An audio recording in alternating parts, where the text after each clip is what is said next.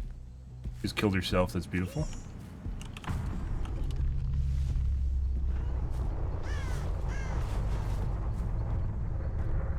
Pick up.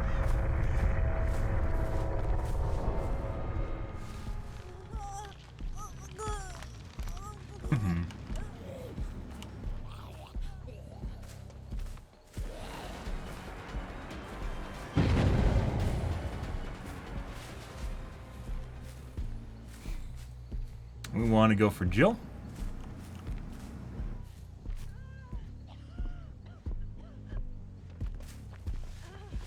I don't know where the Jill is. That's the Jill. Zombie fucked up the pooch there. There's Jill again. Oh.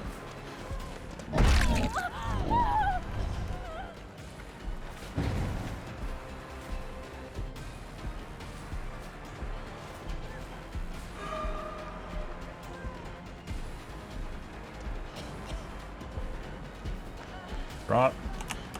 Okay.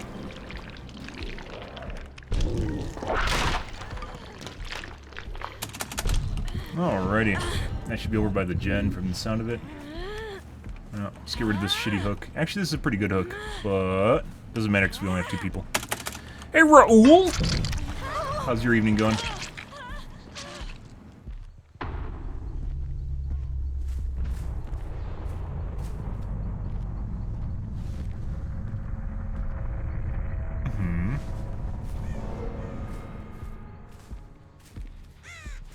Need to go reset that zombie.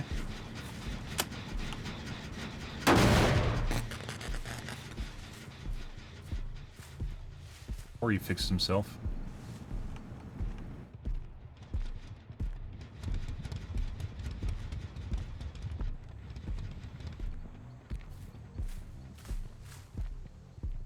Went back to Kill Shack. We saw the Meg, by the way.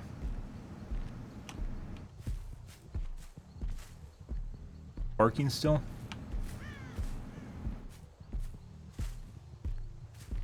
Oh.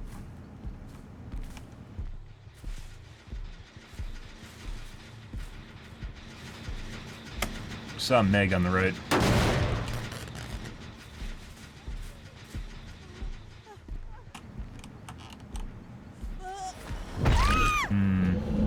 Pretty sure we just got aim assist and I actually just went through the wall. And the other chick's upstairs. That's where the zombie got stuck earlier. She either dropped or got in the locker. Like she dropped or got in the locker.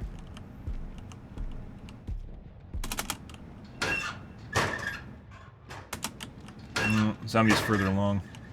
As long as you give me bad intel, guys, you might have.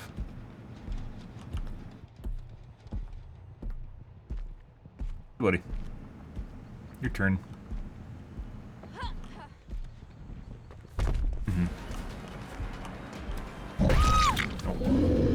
It's a pretty big fake there. Yep, stutters. Not go over there. Oh my god. Let's not face the right way. Oh my fucking god. Meg's in a dead spot from the looks of it. She's gonna be in the corner over there. Jeez. Okay. Yeah. That is a burial mound. That fucking burial mound has the ramp pointed against the corner. Basically makes that hook worthless. Thanks, BHVR. They never used to do that. BHVR made them do that, though.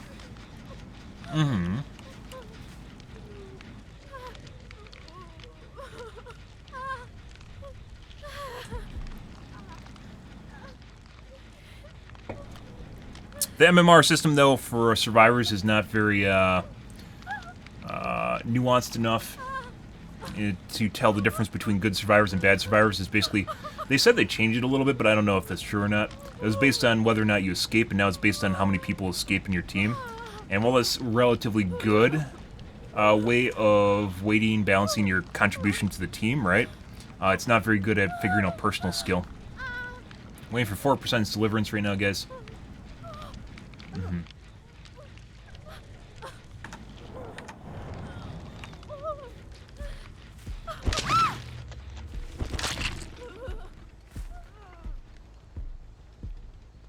RNG for hatch. Meg-chan! Where'd you go, Meg-chan? Where you at, Meg-chan? No offering. Hey, Meg. How's it going? Wow. You gotta be kidding me.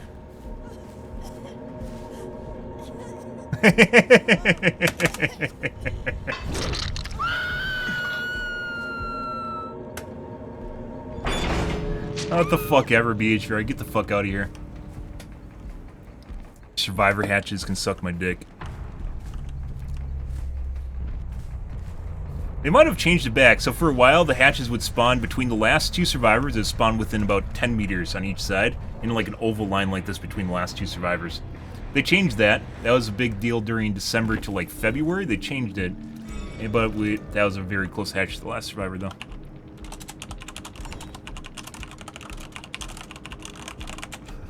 Are you gonna give me hatch? Nope. We have BTDH. BTDH. Secondary meta. We have adrenaline. That's it.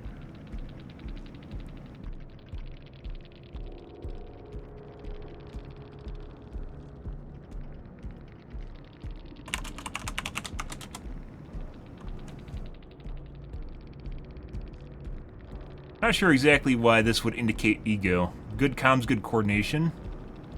That's more of a...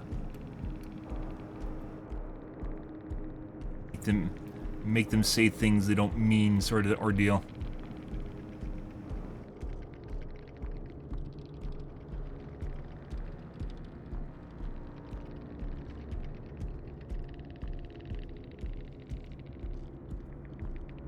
While if the reactor is active, your aura will not be shown to the killer, and grunts of pain caused by injuries are reduced by 100%. One uses that perk. It's kind of interesting. But you still leave scratch marks and blood pools, so kind of pointless. Why would you do... You know, he has Iron Will, too. These do the same thing. What? What? I guess it says aura removal? Not that it matters. And he's running distortion. You must really hate aura reading perks. Killer performs a break action. What exactly is a break action? Oh, that's breaking walls? What does a killer do that's a break action? Maybe hitting gens?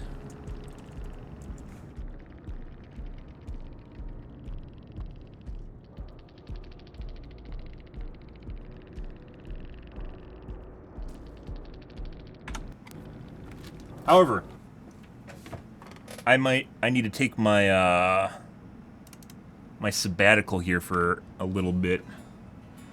You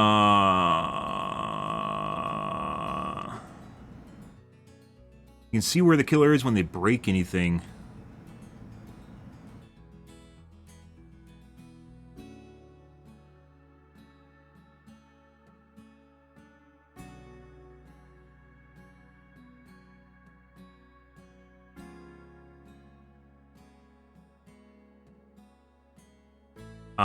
Breaking a pallet or gen.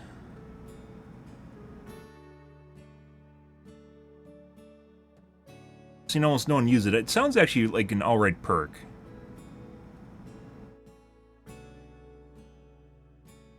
I mean, I hit a lot of gens because of overcharge, right?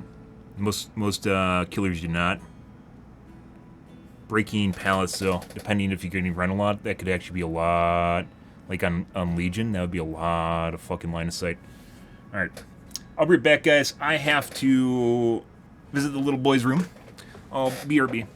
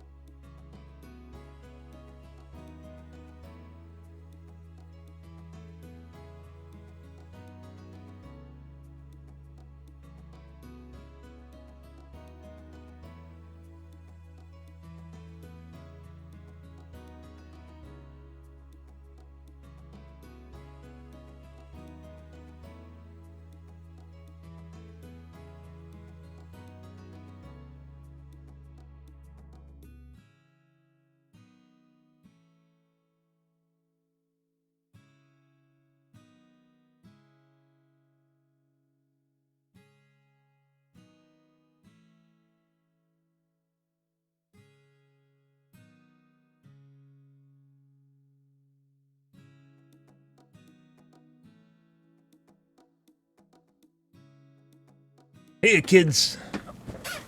What's going on? What you up to, kids?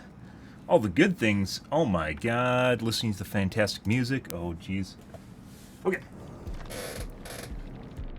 So, we were, dealing with some rather,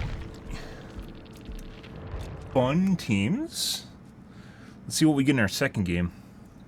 Kind of weird. Maybe MMR's off, or... Interesting. Okay. Next game, though.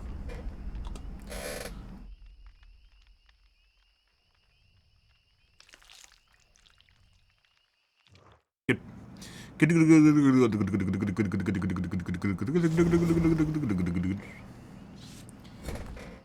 Team name.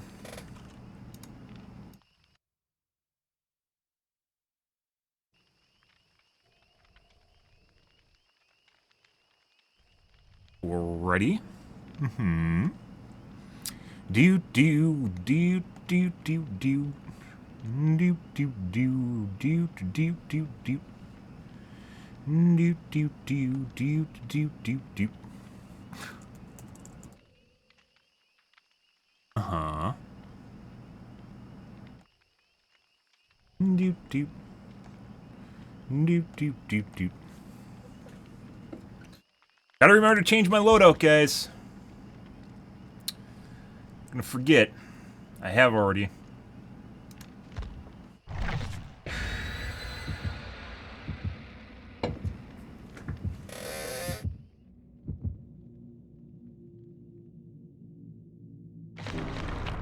Cakey.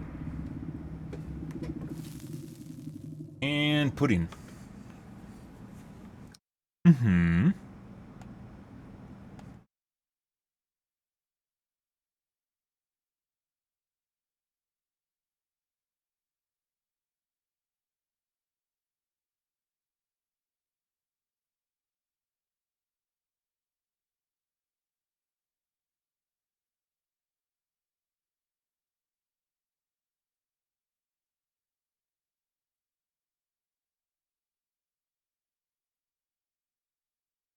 Hmm.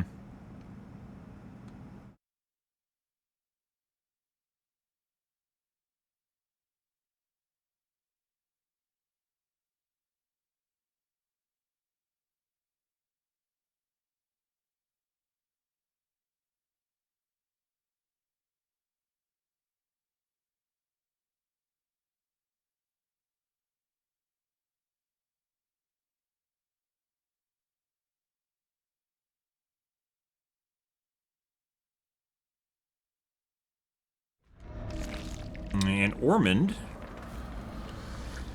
Oh, does that mean we got a cheater game? Let's find out. Cheaters love Ormond. I'm not sure why. Probably in Kill Shack.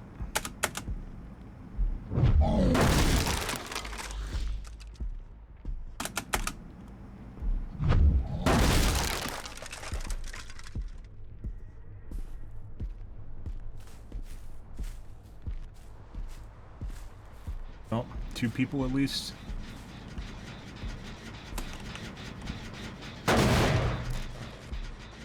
Got it.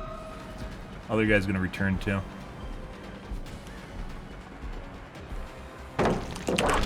Okay, I felt like it should hit just now.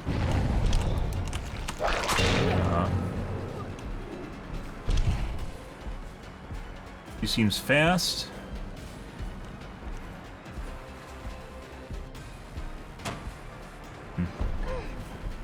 Oh, you want to do it again? Okay. Really want to fix that zombie.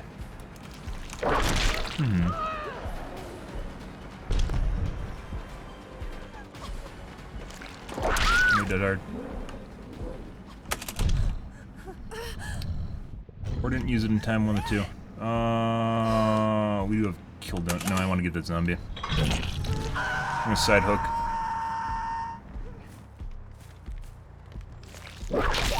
This is a problem later on into the game. If I don't take care of that right away.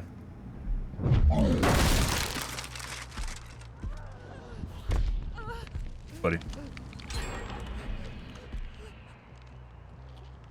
We definitely have cheaters. I thought 2 people were on that gen. They were not. The other guy went back to the kill shack gen, so we had 1 guy over there.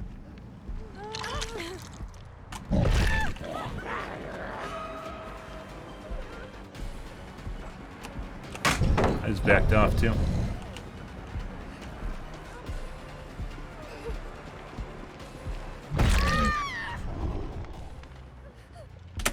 DS now.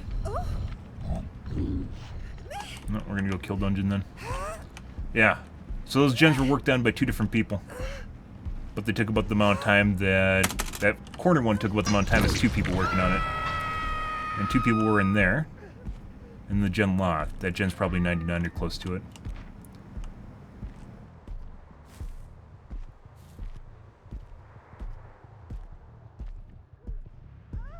I don't think we're gonna give birth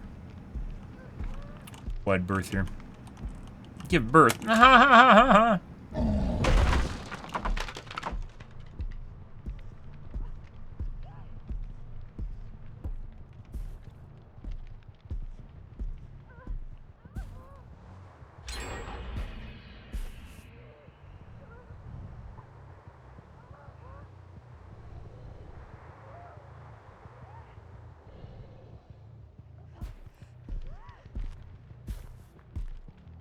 See him pop in. Both the other 2 guys are behind me. And we know where she was. Just to make sure no one drops.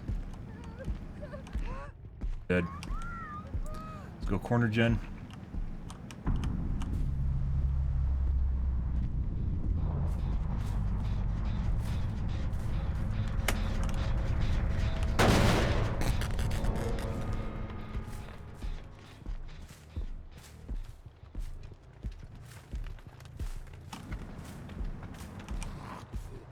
Okay.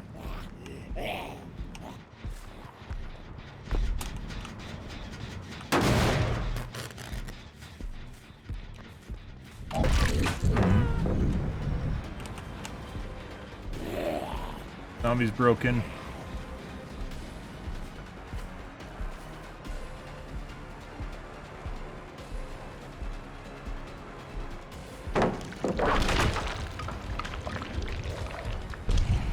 Okay. Dead hard? This is weird. We're gonna go back corner where that guy was. We're gonna go top hill. Right here.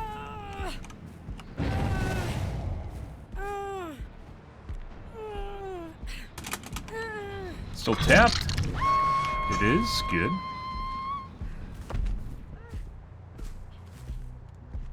Yeah. We need to reset one of the zombies. I don't know if they're intentionally aggroing them or what's going on there. All the guys going left side to go around back.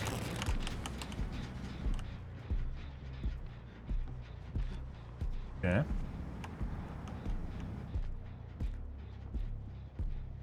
Yeah, they broke my zombies.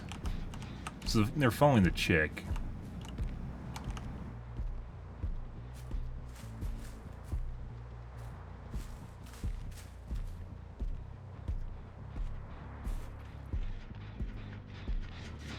Tapping back again.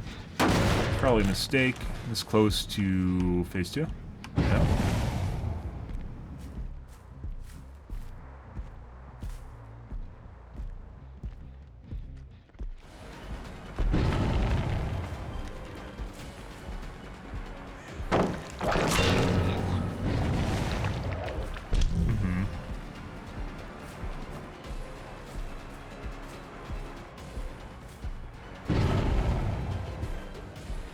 They reset one of the zombies for me. That's nice.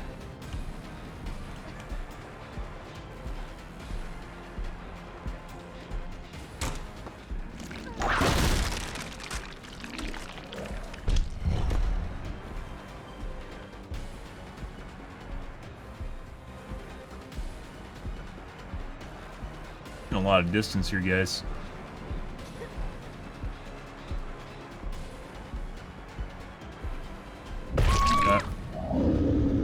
DS now. Oh. Okay.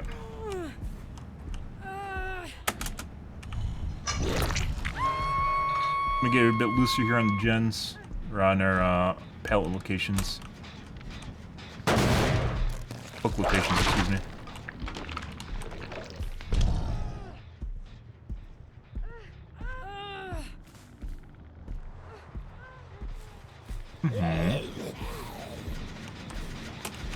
This has worked on quite a bit. Unhook. There she goes.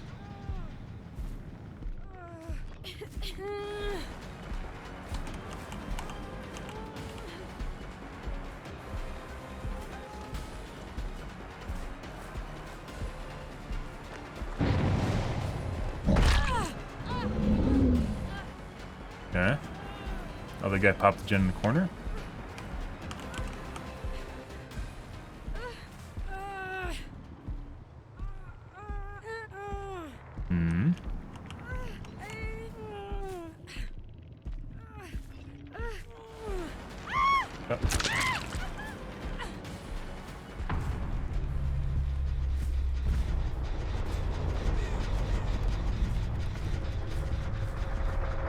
Double back, she did. So the pallet.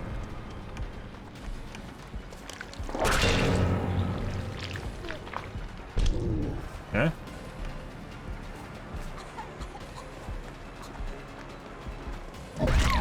Okay.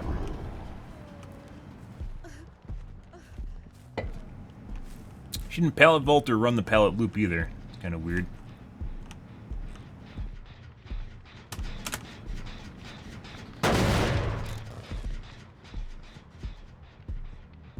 Dial things in here.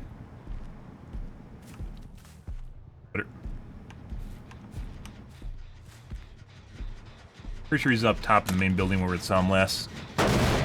Now playing for hatch.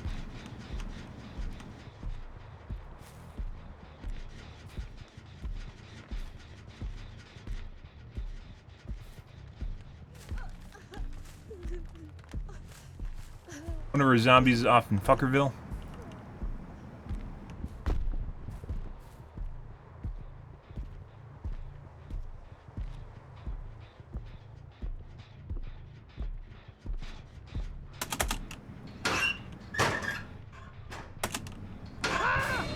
Yep.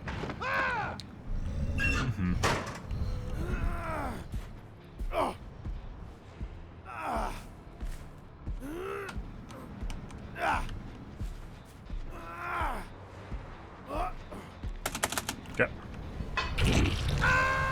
Get to listen to the sweet music of gen regression, guys. Nothing quite like hearing it regress at quarter the speed at which survivors can do the gens. Got quite a few pops out of Overcharge this match, by the way. Now wait for our 4% in Deliverance. Because of course it'll happen if we leave. So.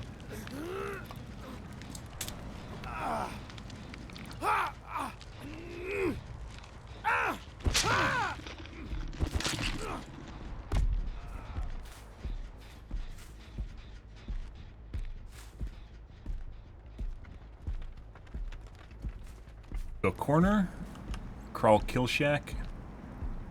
There she is. Even move. Yeah.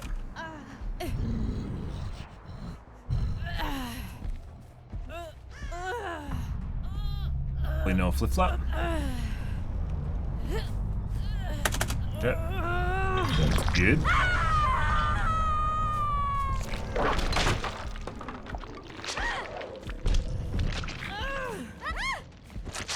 Entity loves kill check for hatch.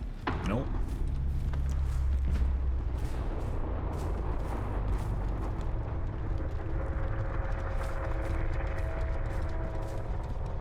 Alright. Lovely. Good.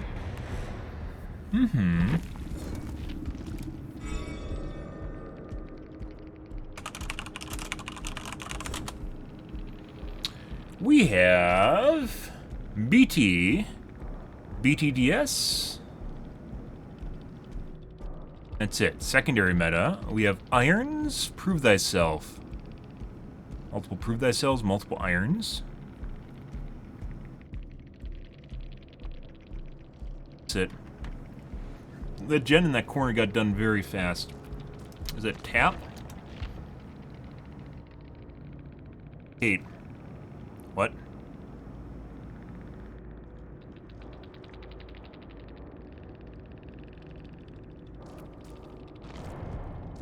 .300 pinger in the lobby. The first people we killed? Thought it was the first.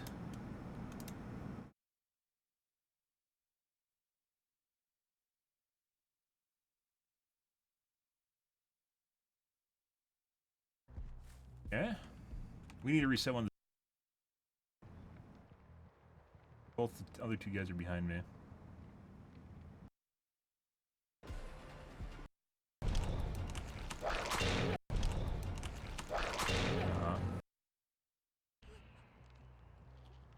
We definitely have cheaters. I thought 2 people were on that gen. They were not. The other guy went back to the kill shack gen, so we had one guy over there. 8, right? Yeah. Oh, guys. Kind of weird. Score's really high, too, all things considered.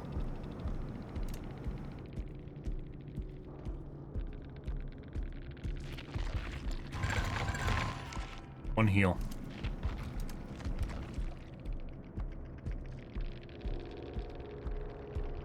It's pretty weird. Otherwise, outside that, not very weird. Okay, let's try playing some Legion game, guys. Legion games. Where is he? Now we gotta set up our fake build, too.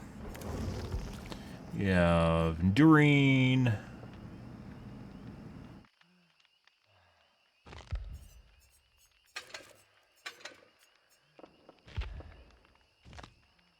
It's Spirit Fury, not Bamboozle.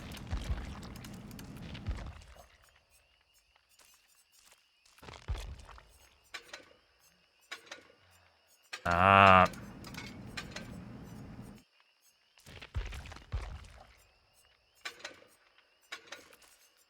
It wouldn't be too much to ask to be able to copy loadouts, would it?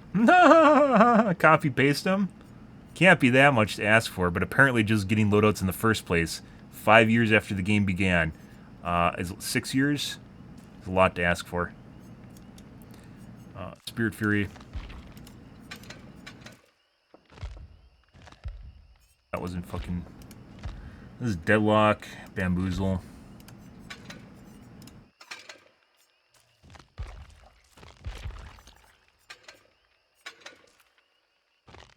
Enduring.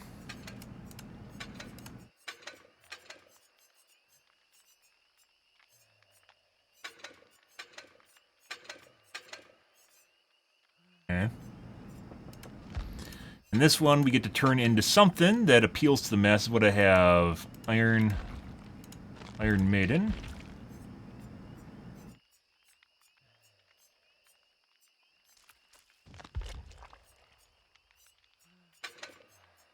Lightborn.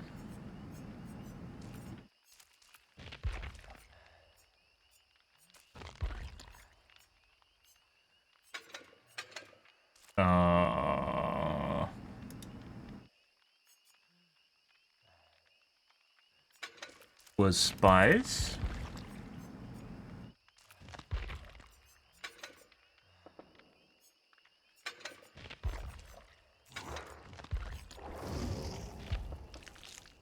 Blood Echo.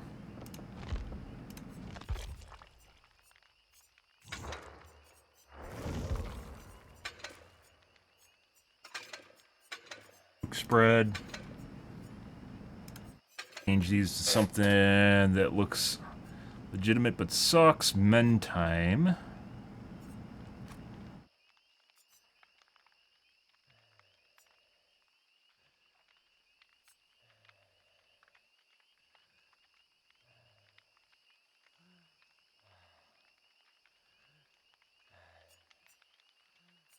Gain hit. Where's the run speed? Is stuff that a normal Legion would use. Makes them think we're going to go for chain hits when we aren't, by the way.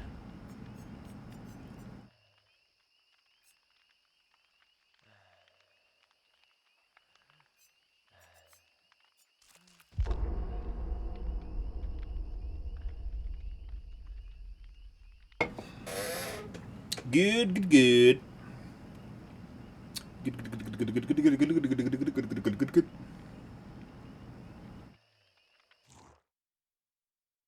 There's really only one way to play Legion, which is with his palette break challenge build, guys, so...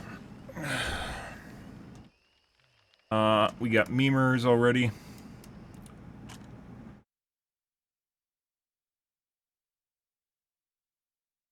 Kinda weird.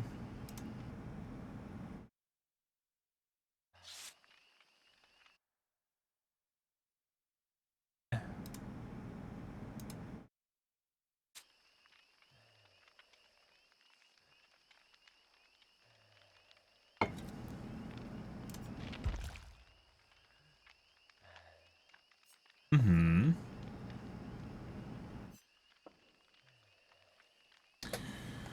We'll see how this goes, guys. If we get some cheater lobbies, we'll go back to Nemesis.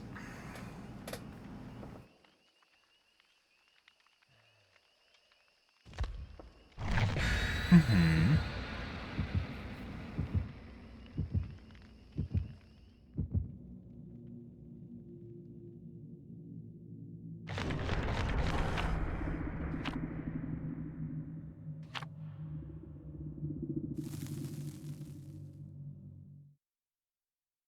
Alrighty.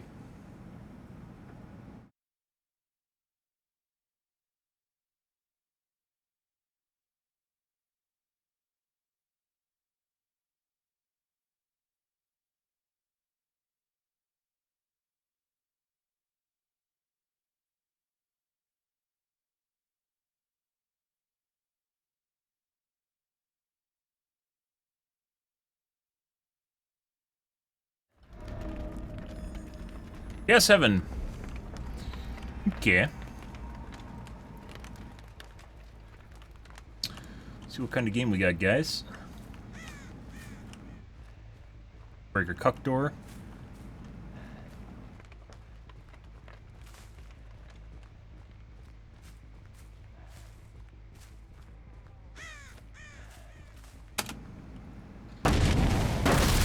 Mm-hmm.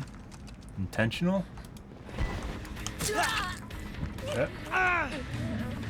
No. What the fuck? They turned down the music. His music is not nearly as loud as it was before. Dead hard.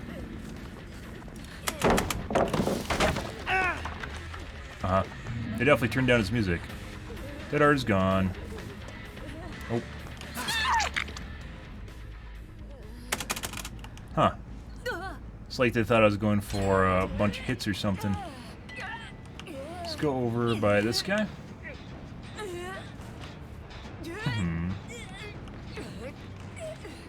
He's not gonna make it. Let's actually force an unhook.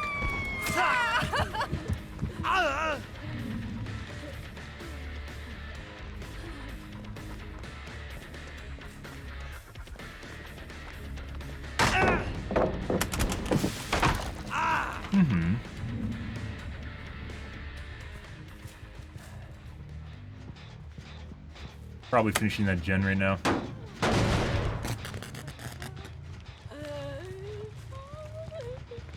Very far along. Other guy has to mend, in the process of mending.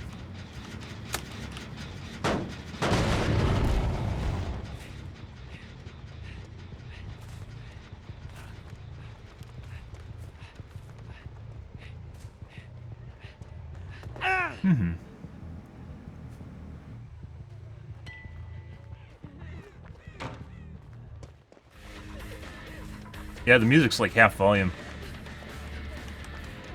It is so much easier to hear survivors now.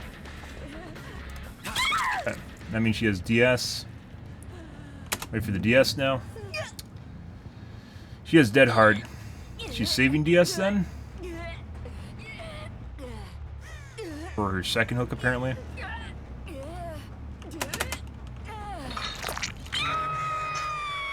By the way, never save your DS. It is a horrible, horrible idea. You should never do. Debate a second unhook.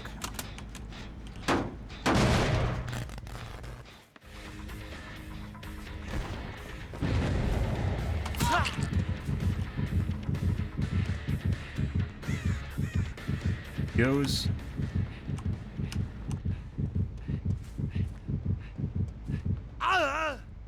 That fatty? It is. She was hurt.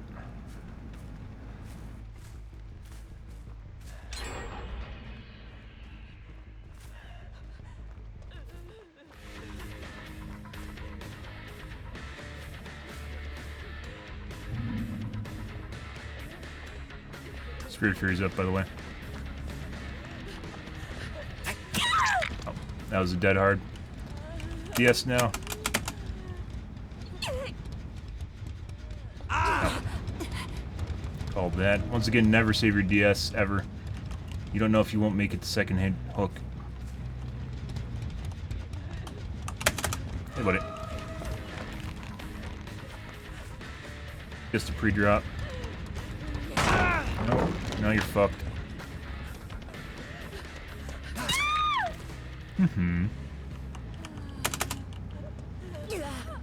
Firecrackers or something. Flashbang. Yeah, we got our second hook too. Works for me.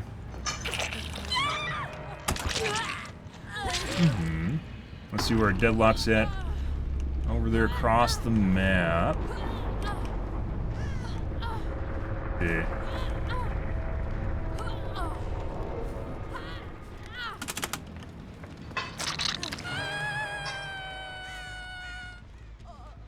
A lot of gens done, guys.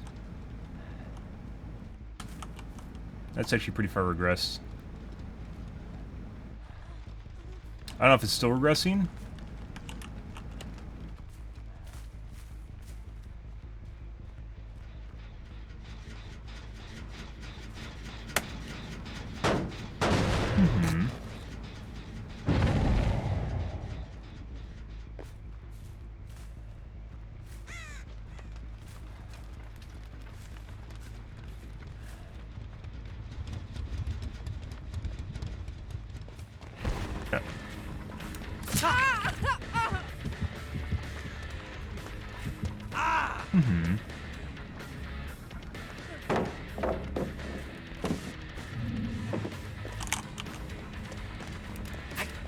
I'm not sure why I swung at that. But you can't make the next one, so.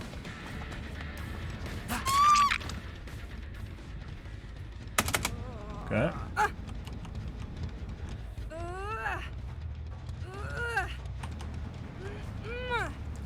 Jen's pretty far work done.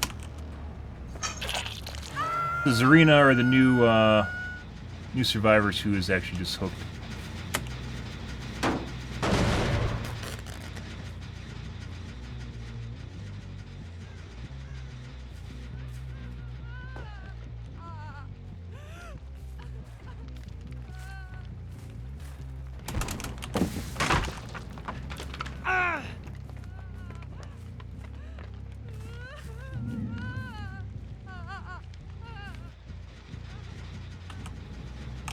Hey, buddy.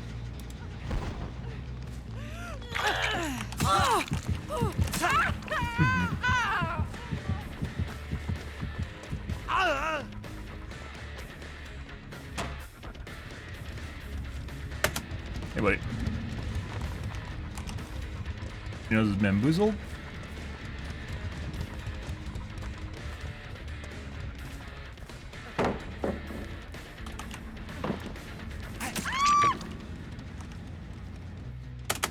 Break. DS. DS or saving once again.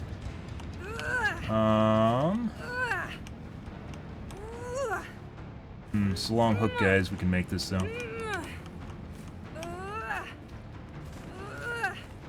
Ooh, just barely. Yeah.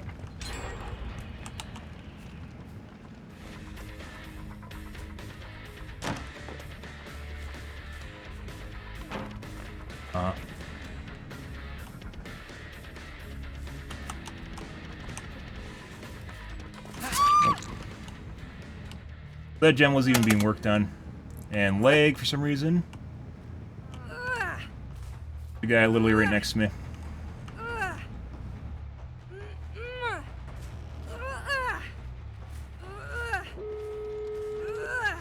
shot.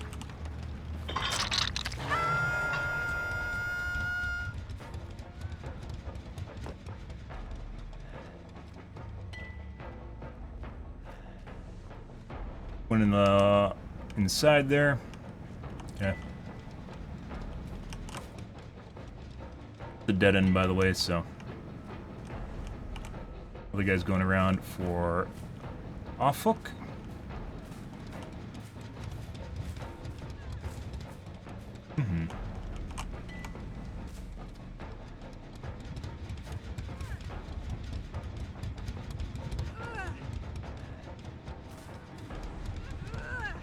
Cool. It's 2K. That's the way it goes. Pretty sure these guys are cheating guys. Definitely doing gens too fast. It doesn't matter. Like, if I go in there, the guy's going to come around behind me and unhook, and then it's going to turn into an exchange. So there's no reason to actually do anything. Well, let's go BM. Let's go BM now. This is pretty sure this is a cheat lobby with guys that are just doing gens.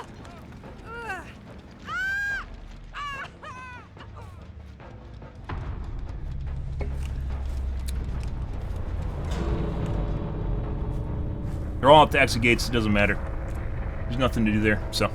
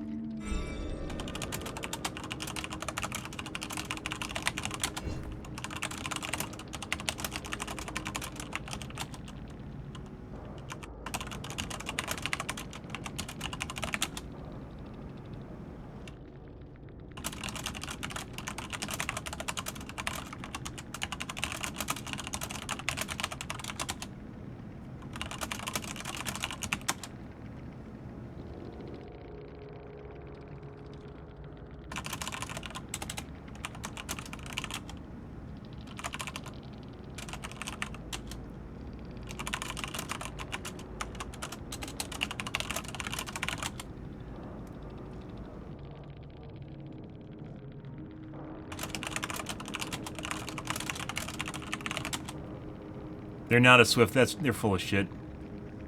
The top guy at the top might not be with them. So these guys...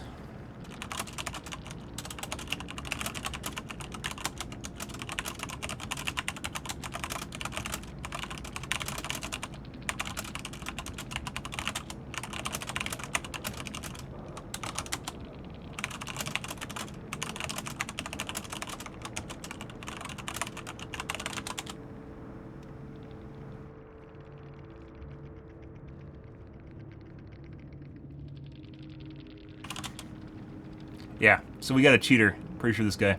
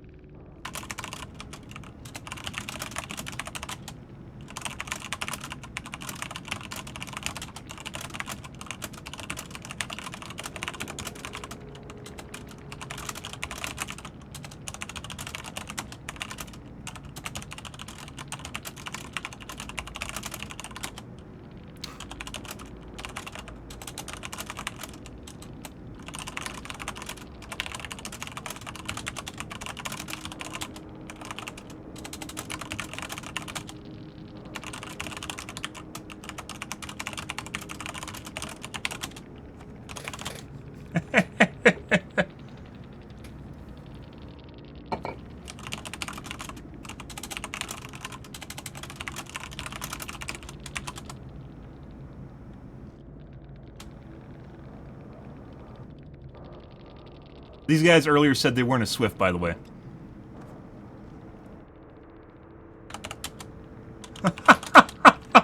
Yeah, that's a straight-up report. So this guy's for sure cheating. This guy right here, this is our second tunnel. He got 18.5 thousand points. The next closest point total is 12,000 here.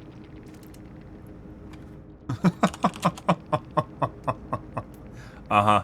This is straight up, this is the guy cheating. This is our second guy that we chased. We ate, what, 2 DSs? Did he even... No, DS. So he got off my shoulder. This guy has way, way too many points. This guy is 100% cheating.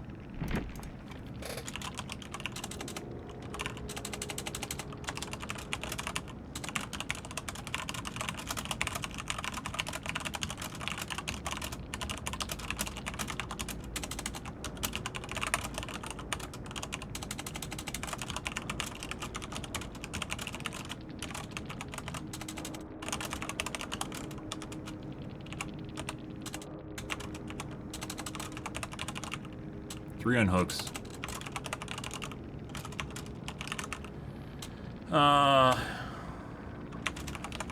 Four chases then?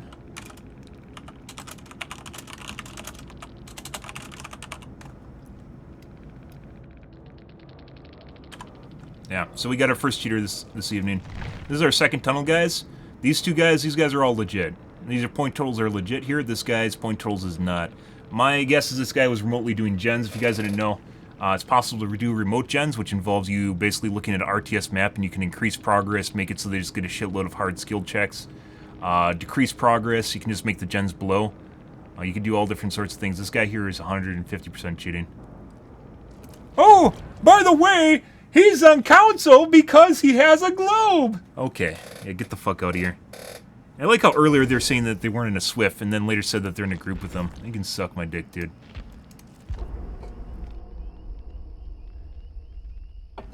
Gens in that match were very, very, very fast.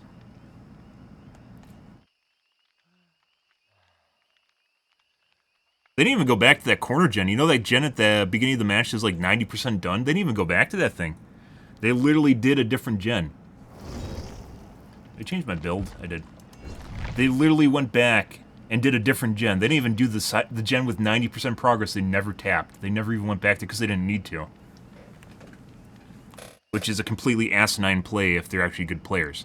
But apparently they didn't need to do that. I guess that one guy was doing remote gens and speeding up whatever gens the other guys were working on. Yeah, 18.5 thousand points. Well, we had 2 unhooks on the first chick, and there's an unhook on that second chick, right? But it didn't matter. It didn't fucking matter, because she could only possibly unhook twice on the first chick, and I don't even remember if she did, but I'm pretty sure she didn't. That's 1,000 points apiece for an unhook.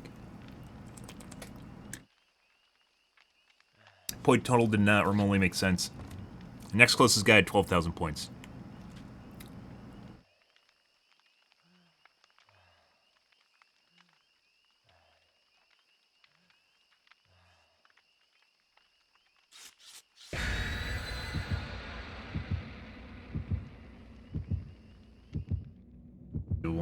Oh, I forgot to fucking change my build.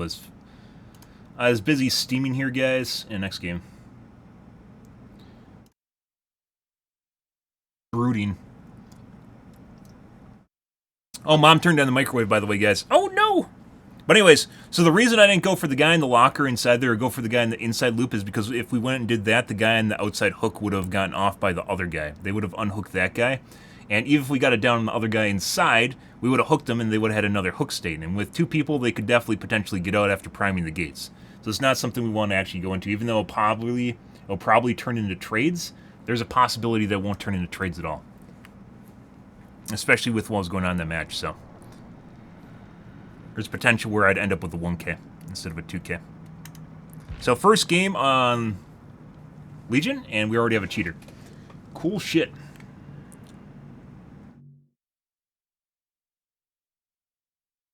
I guess I should have camped. Those gens went very fast. Even that side gen we had like control of for a little bit. And had decent regression on because we hooked next to it. It was enough. The gens were just flying in that game. Yeah.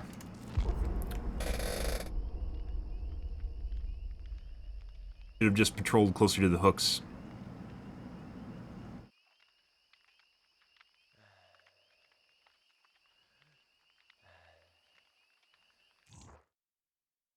Not that it would have mattered. I mean, if we camped at the first person, that would have saved us some chases or would have taken longer. They got unhooked a decent distance away from us, so.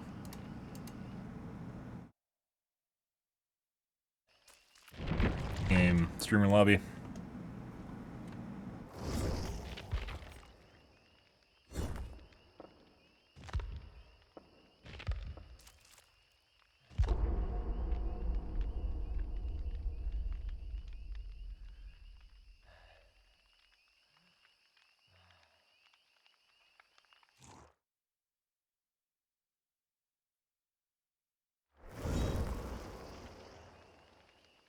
They have a cap on point totals.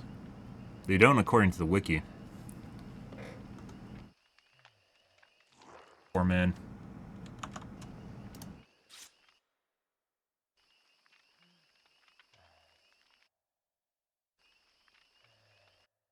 I'll have private profiles next game.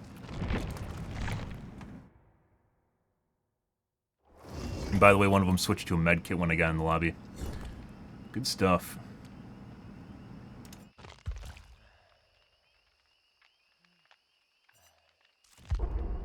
You've reached it and found out, like it said max skill cap on the top right.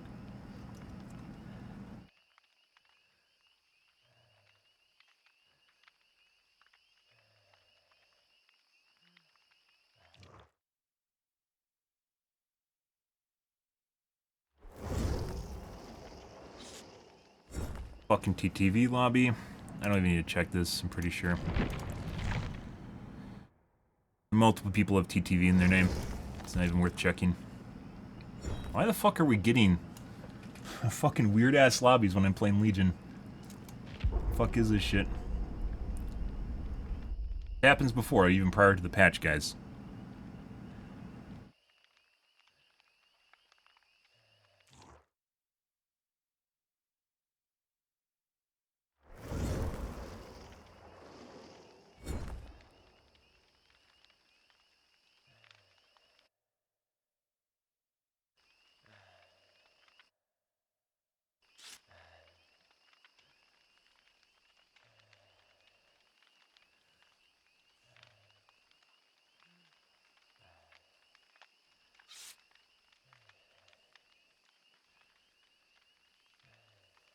Another TTV, next game.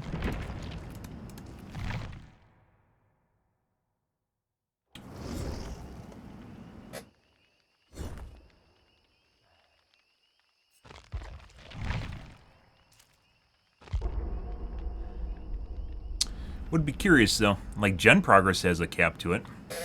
Like points you get from doing gen progress.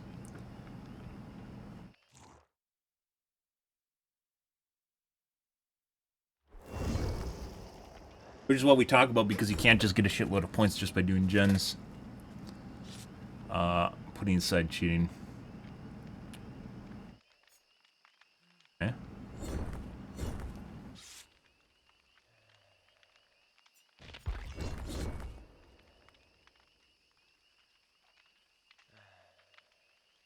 We found out there's a cap to totem points.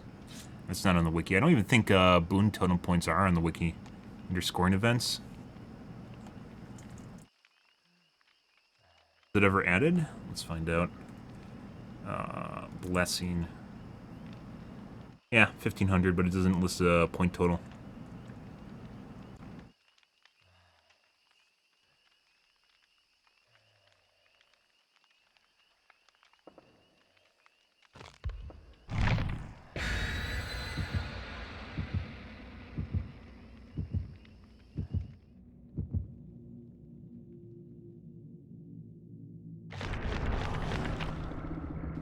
White Ward. Okay.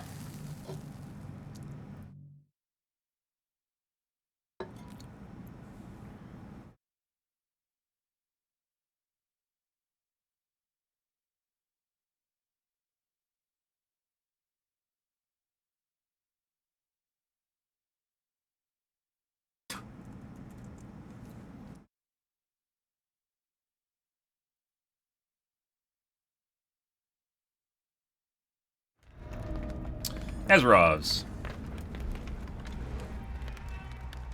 Alright.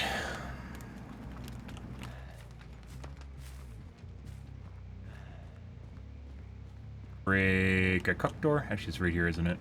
In the fake kill shack.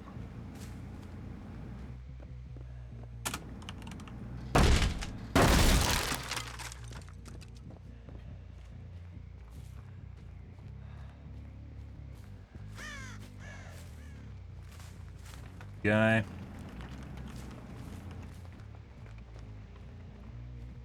Scratch marks on the left.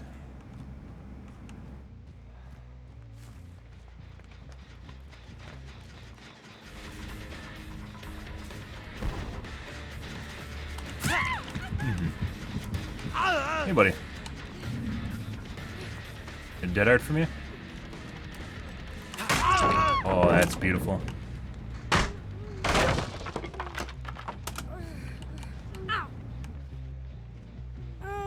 Go back over here. Wonderful.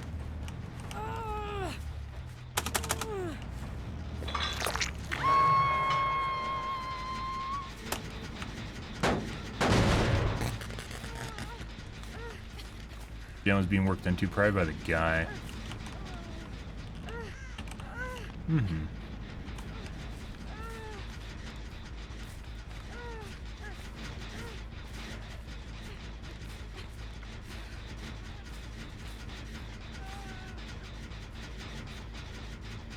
Probably actually the best way to stand here.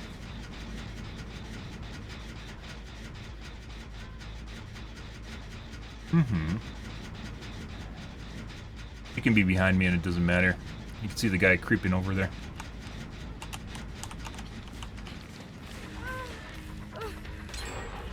Okay. Guy here on the left.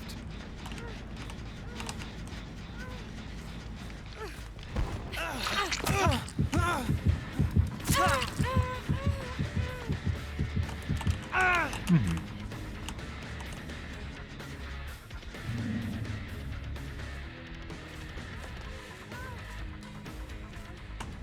No. Yeah. Uh-huh. There's a guy here for a pallet slap for sure. Wait and see. DS. No DS. Go back to the same hook. Or not. We can just go right here too. Let's see. Mm-hmm.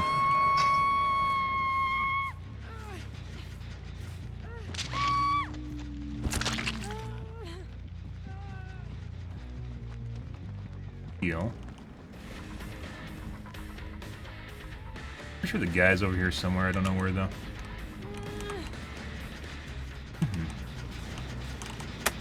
Probably going for unhook right now, which is fine.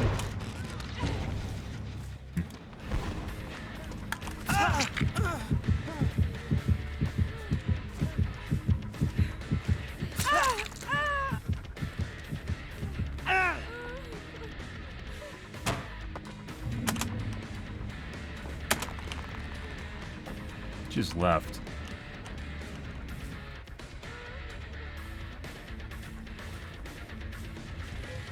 Nope.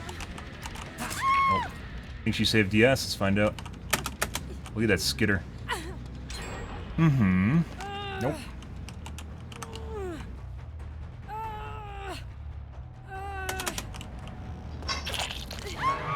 Huh?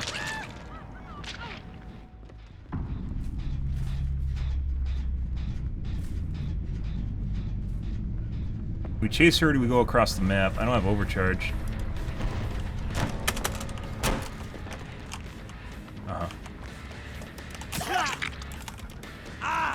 No.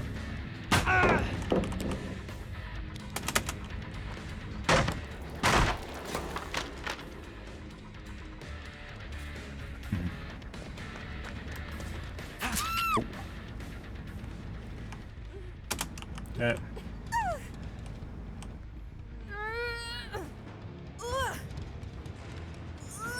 Gens are going very, very fast tonight, guys, despite the fact we have deadlock. Our chases aren't very long.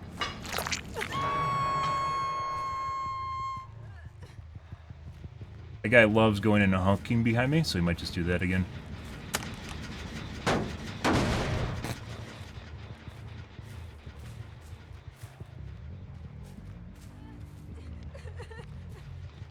Another gen that's very far done.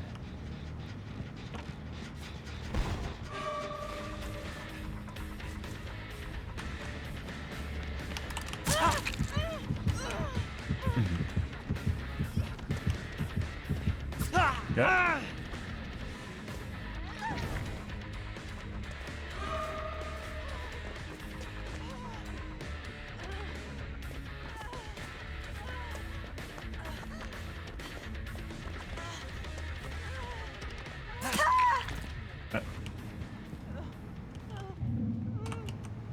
DS now.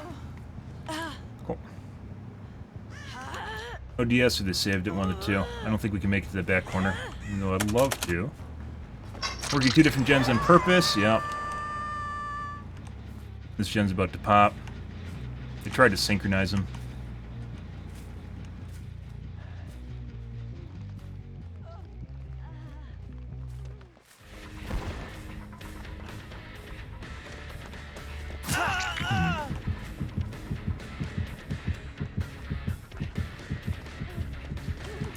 Yeah, thank you for not unhooking. I appreciate it. That should have hit. Oh. There he is.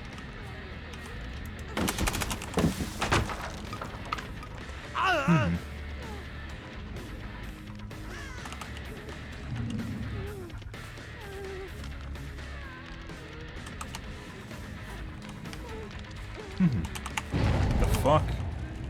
How did scratch marks just disappear? Dead hard. Oh. Yeah, this works for me. Yeah. Your bride is unbreakable.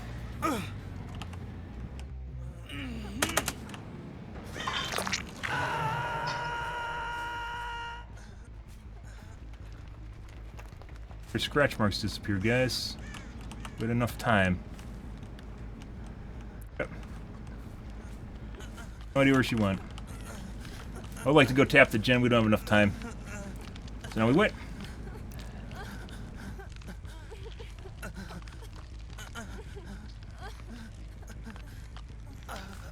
Heal.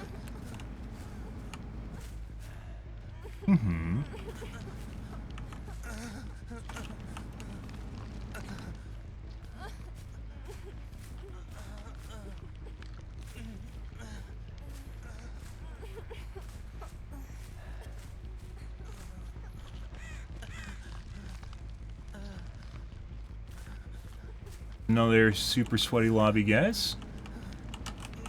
There she is.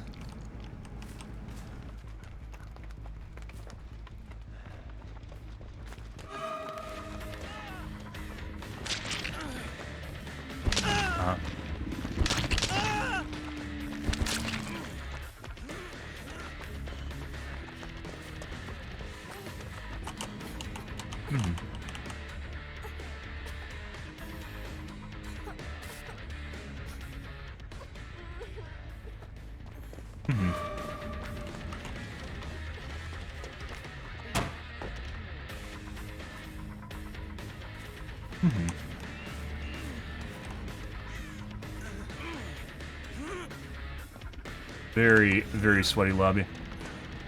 She's baiting. Oh, that's unfortunate. Shut.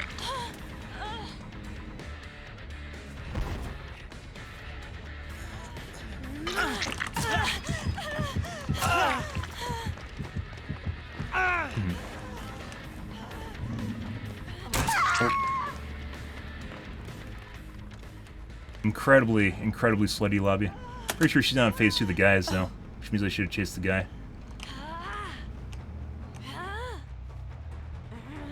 I guess she's going to the back gen to finish it right now. She's on phase 1. Should have chased the... Oh, she is on phase 2. Oh.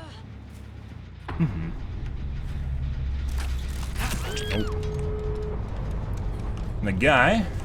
Pretty sure he went for the exit gate. Also pretty sure that he is unbreakable.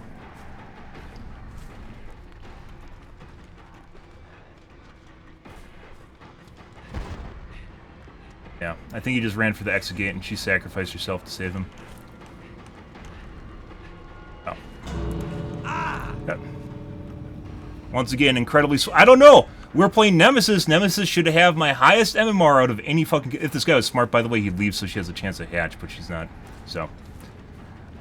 Nemesis should have the highest MMR out of any one of my killers, but we're playing Legion, and once again we're getting Ultra Sweat games for some strange reason.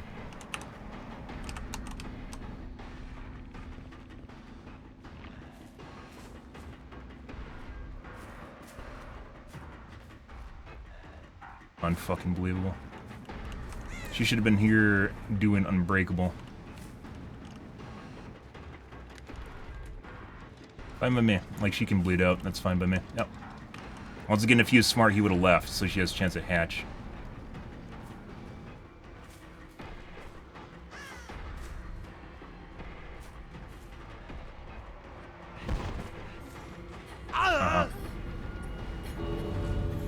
This is definitely a fucking cheat lobby.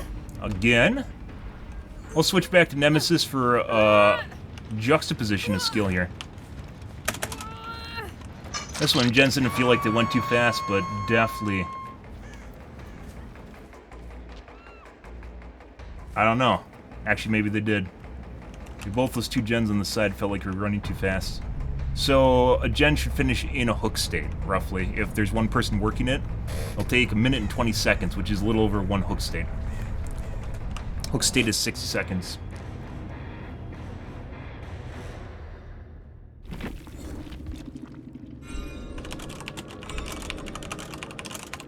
And there's our cheaters.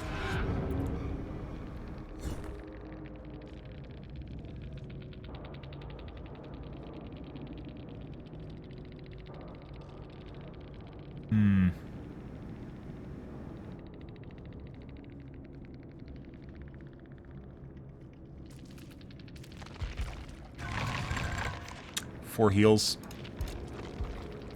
That stutter, by the way, is what won them the game. Where I stuttered on the way over to that chick and it held me in place was what allowed them to get the Fang off the ground there.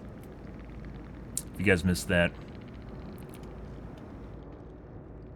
We have DH, BT, BTDH, BTDH. Secondary meta.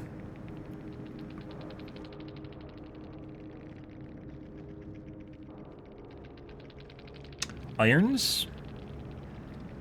That's it.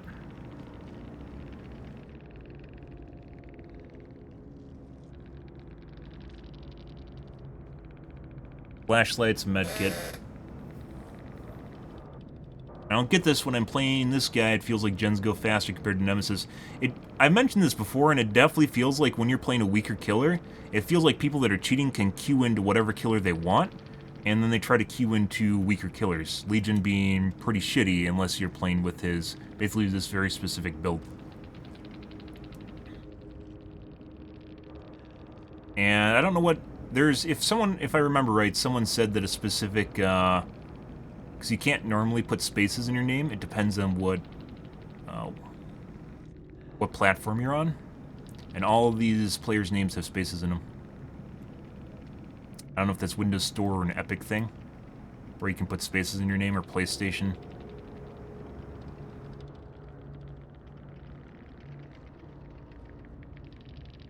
Yeah.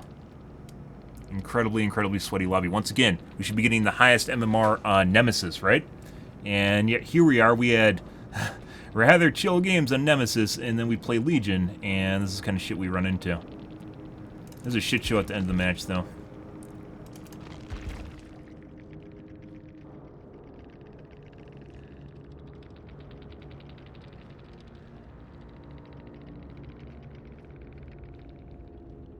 Epic's okay to put spaces in your names. I don't think it's just Epic, though. I think there's something else. I think PlayStation, maybe. That being said, if you're cheating, I don't even know if it would even matter. I've seen people literally rotate their usernames while they're sitting in the lobby here, so... Yeah. I've seen literally their names change while they're in the lobby. So... For whatever that's worth. Let's go back to Nemesis. See if we get the same shit.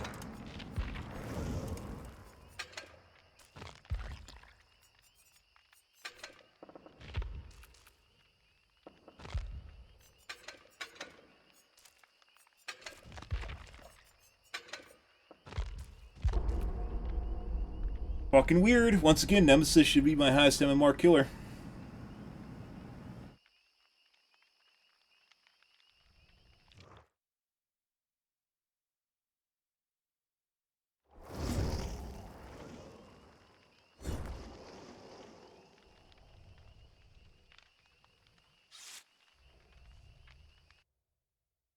Poor man.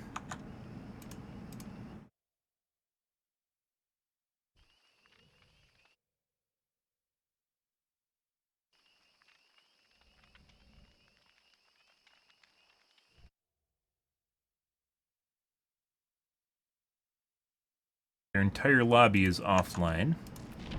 Next game. I don't know if that's a thing, but we'll go with that.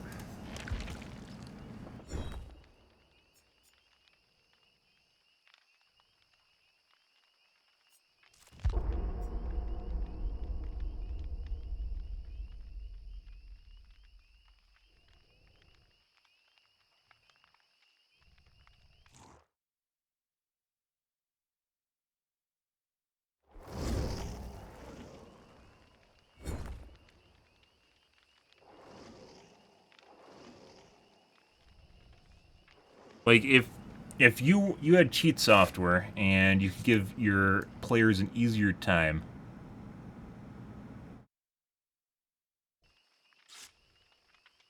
does sound like something you'd add.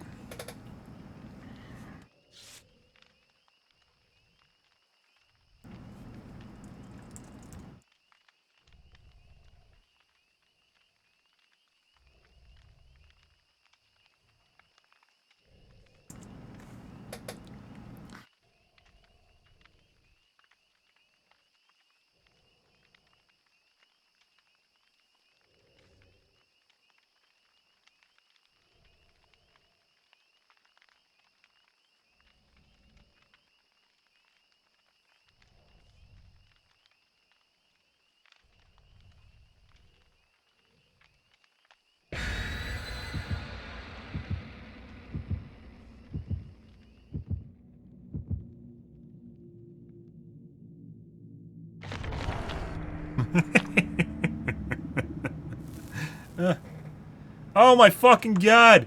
God damn it! Fuck me. Motherfucker, I had my shit build on, guys. Oh Jesus. I keep forgetting. Oh, I didn't not keep forgetting. That's the first time tonight this happened. Happened once yesterday though. Motherfucker.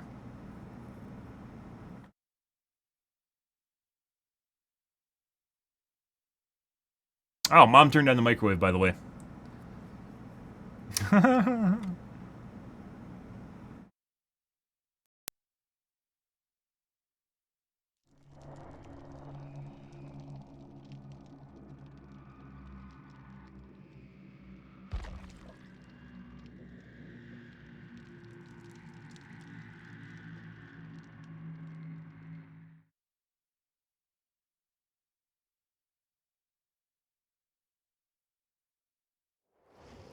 Hmm.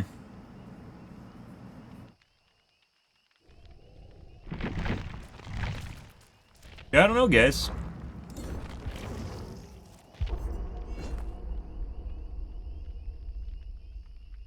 I can't think of a legitimate reason we get harder games on Legion than I would on Nemesis. Putting aside bullshit cheatery.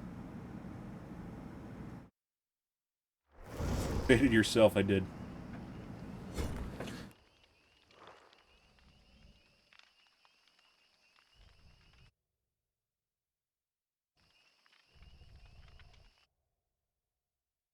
Tried to avoid reading all the garbage on people's profiles.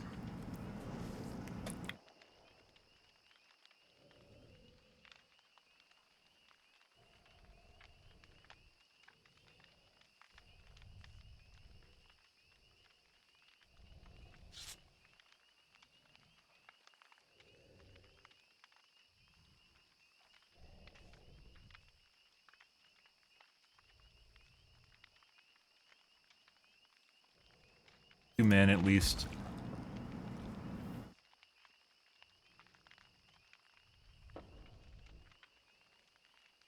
Mm-hmm.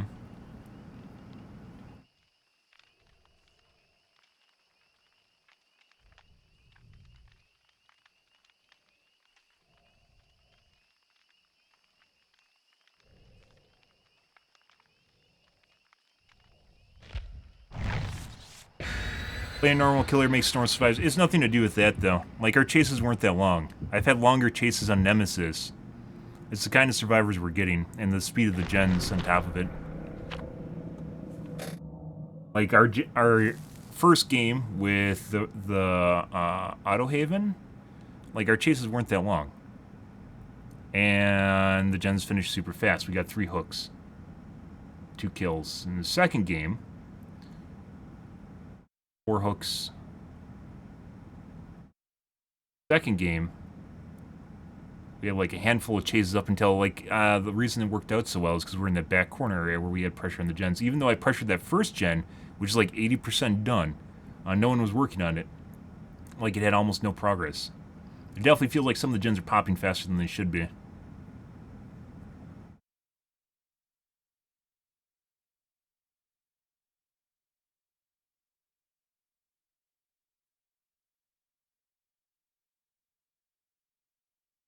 And we're getting harder survivors too on top of it. You saw our first games as Nemesis before I switched off the Legion. One of the reasons I switched to Legion was because it seemed like we had really easy games on Nemesis. Eerie.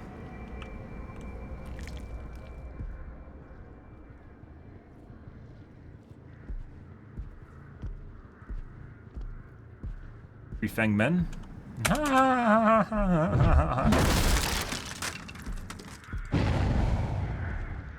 Okay.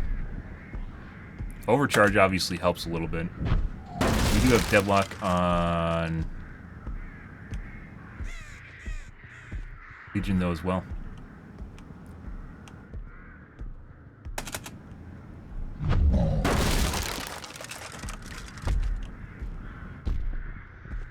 They're all here? Yeah. At least 2 people here.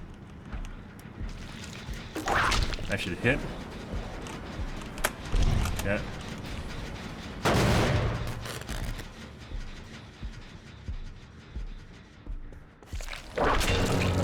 Okay.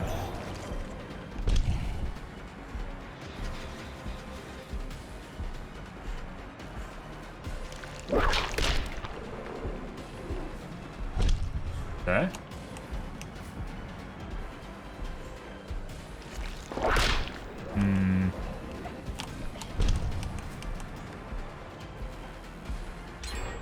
Just gonna drop. Nope. He's very fast.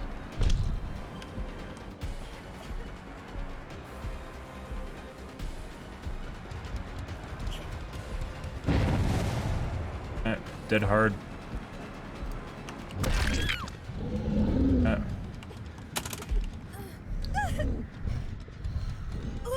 Over there.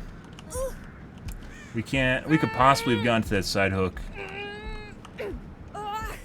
But if someone cock blocks us, we'd have dropped her.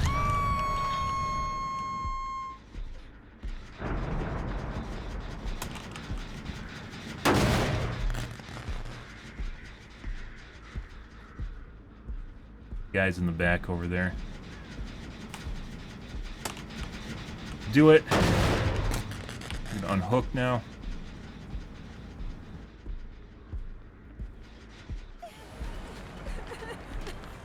No. Okay. Okay. Phase 2.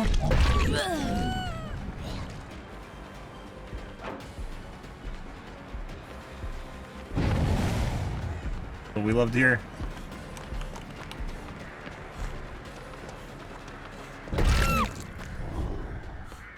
Hey, buddy. We gonna get another one here? That'd be nice. This is already gone, my dude.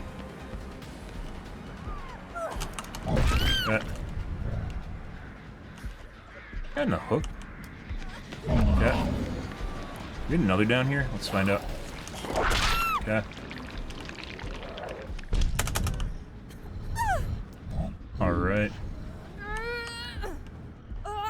Other guy should be showing up pretty soon here. Oh my god.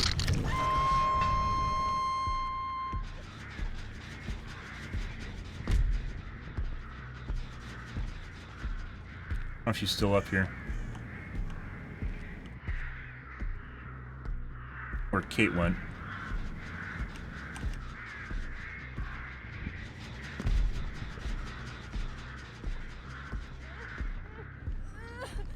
Not showing up.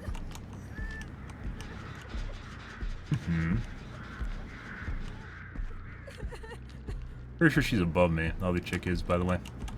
The one we're looking for.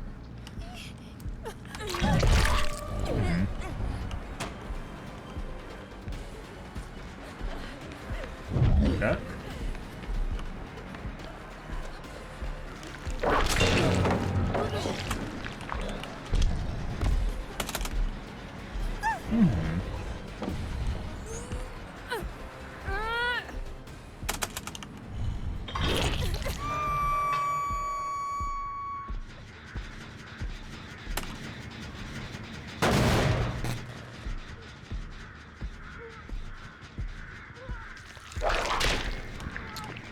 Not sure why that didn't break the pallet just now. Go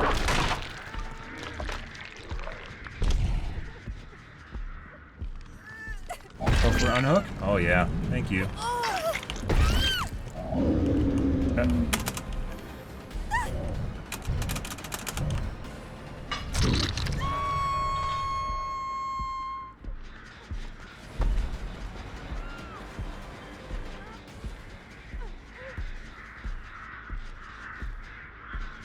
Yeah, she's up there somewhere. We aren't gonna fuck with it. Someone got zombied.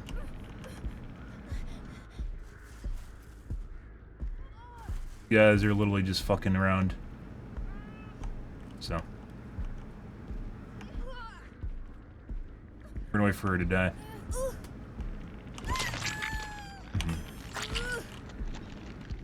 Pretty sure she's upstairs, but it doesn't matter to me. No. Doing good, guys. Is that on purpose? Nope.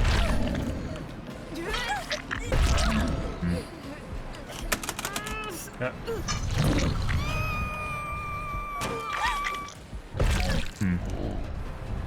BT. Okay. DS now.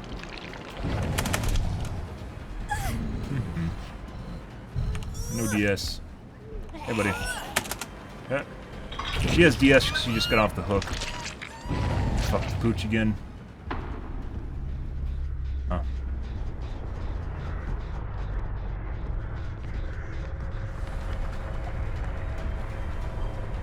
You guys are all over the fucking place.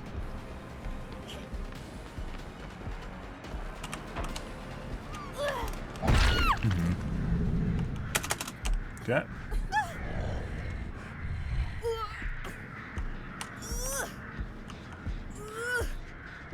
Like, they're literally just feeding me downs.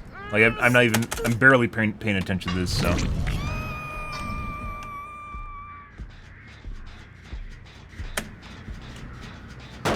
There is less options as far as overcharge goes. Overcharge is very nice. I do like overcharge.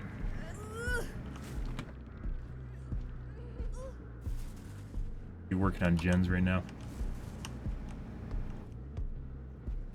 Okay.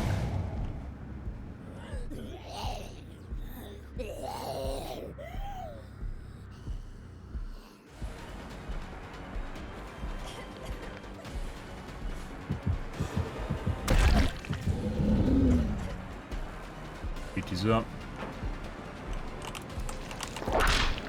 She's not even infected. I tried to punch her through it. Uh-huh. She's got a speed boost. The fuck is that?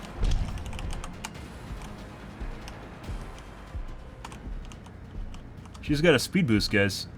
When she went around that corner? Dead. Okay. Dead hard, maybe? Oh my god. Running into shit, too. Pretty sure she toggled. Right, so she was infected. I don't know why I looked at her and I thought she wasn't infected. She's dead. Okay.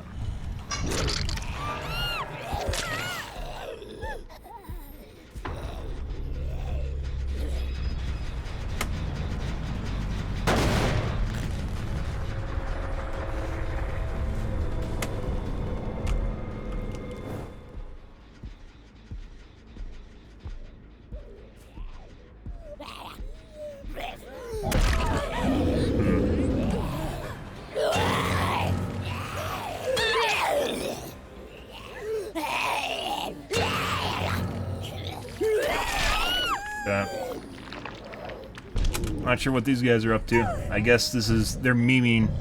They're memeing because just how good they are, right? I would have been sorry if they tried. Would have been sorry if they tried, guys. This is almost like... I'm pretty sure we gave everyone, like, the same amount of hooks that they should have gotten. I don't think anyone lost a hook state. Hey, no, it's not a 12-hook game. That's her first hook. She's dead, though. Can't 4% after hatch is open.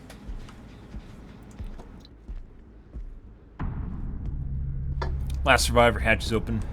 Good. Yep. Mm-hmm. Good.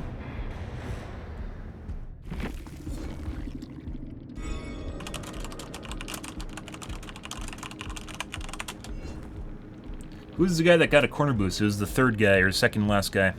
Second guy we killed, excuse me.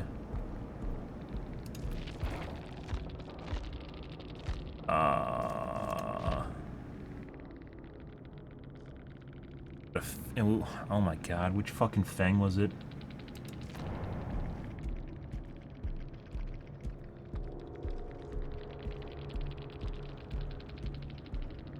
God, that was a Fang. It looked like a fucking Kate. Dude, like, the problem with... One of the problems with this game is you literally can't tell who's who. Because they have so many different dresses, like, it eventually, like, they have, like, different hair colors and shit. So many different dresses, like, it eventually, like, I didn't look at their names in the game. Who's the fucking last guy? Downs. Like, I'm not even... I'm barely paying attention to this, so... Her. This is a Fang. That's a Fang. Does this look like a Fang to you guys? Like, I'm not even... I'm barely paying attention to this, so... Does that look like a Fang? That doesn't look like a fucking Fang. The fuck is this?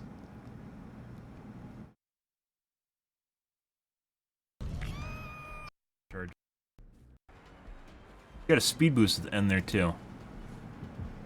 She doesn't have an item from the looks of it. Like, she could have dropped it. The problem with, like, locating based on items is you don't actually know. She's not even infected. I tried to punch her through it.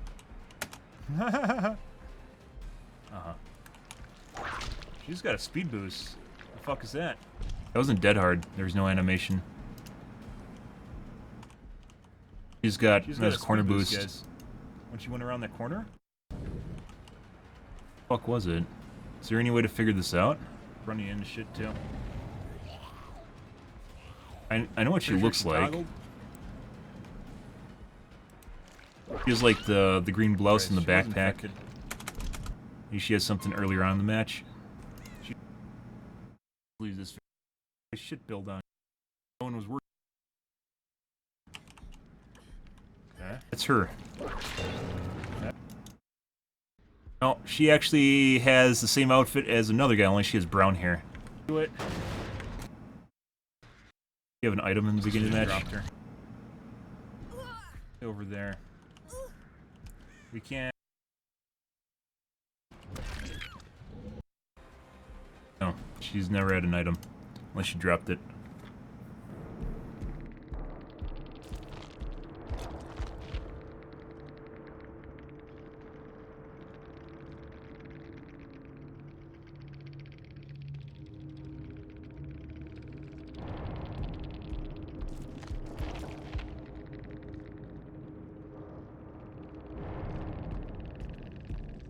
In either of these two.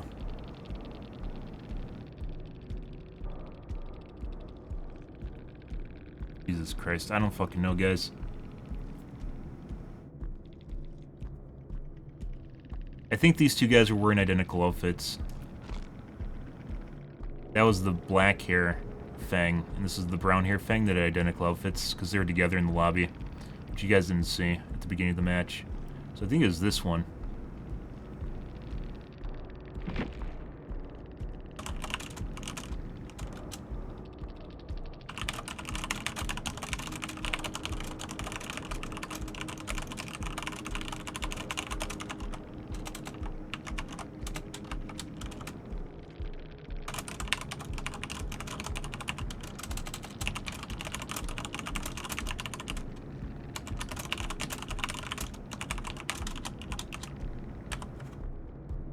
That corner, that was clearly a corner boost there when she went around that corner from the window on the side there and got to that pallet on time. She doesn't have Dead Hard either. She has Dead Hard, but she had Toolbox. And Dead Hard animation we would have saw. We had enough time to see it when going around the corner. That was a shit show, guys. Like, I literally didn't even focus one particular thing down. It just...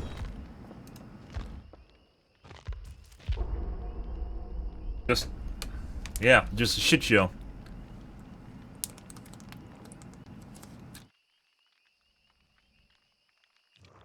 Tough. Tough to do.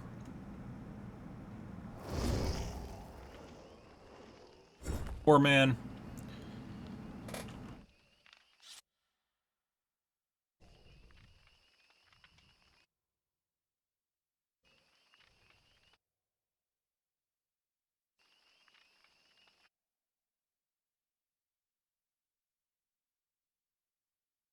Guy with a blank name on Steam. Next game. Can't do, by the way. In game, he has a random character. It's like one of those square boxes, but on Steam there isn't a name at all, and he has no aliases. So next game. Yeah, I agree about Legion. In order to actually make him remote, like his base, in order to reach Nemesis's base kit on Legion, like you have to add a bunch of items, and on Nemesis we have 4 perks, right, and add-ons on top of it. And on Legion, we basically have to have 2 add-ons and 3 perks to reach Nemesis's base kit.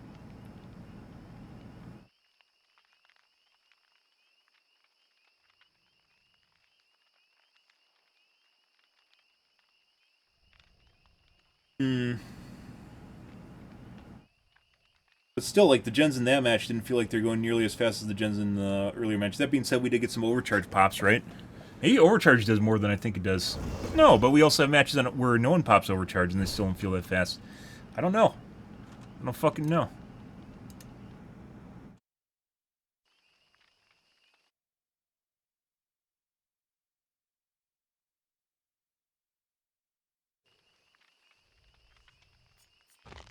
Weird shit, guys.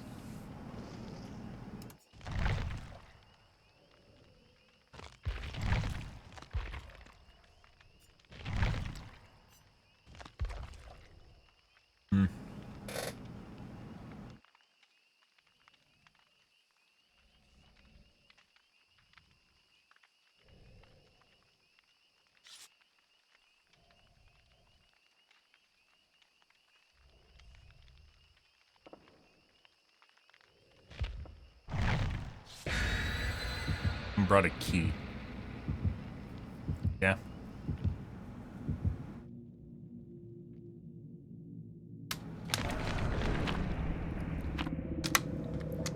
Cakey, party streamers. It's fucking weird. Like, those 2 games on Legion, guys, like, really fucked up my perception of, like, gen time in this game. It didn't feel remotely right at all. Like, our chases weren't that long. It wasn't like we just had really short chases on Nemesis comparatively. Gens just went super fast. From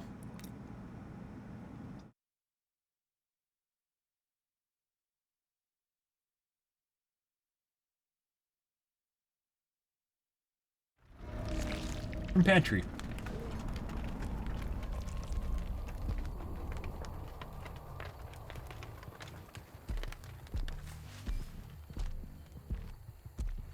Fucking weird.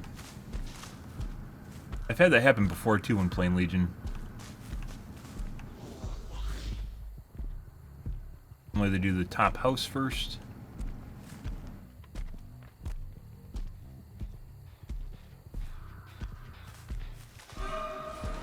Even 2 back there.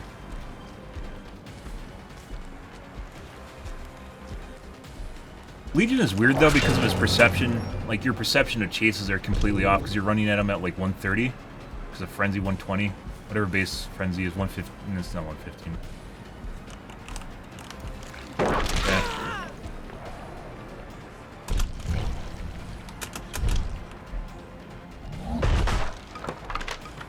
Yeah.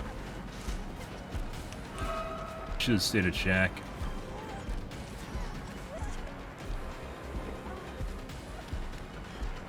Dead hard.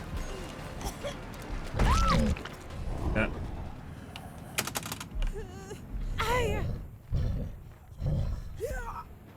Weirdly dead spot as far as gens go. Should have went to that back right corner. I lied.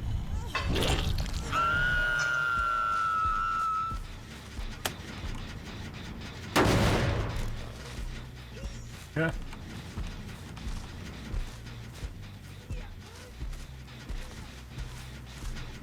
Overcharge in general is very nice. I do like it. It adds a psychological pressure to survivors too. For what that matters, assuming they aren't cheating. If they're cheating, just eat my skill checks, no problem. Looks like most done gens up there, so there was another guy in the back there.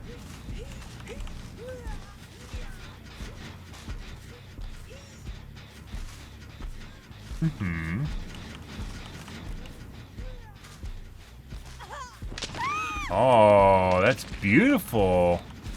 Why'd she waste a 4%, guys? I have no idea. Phase 2.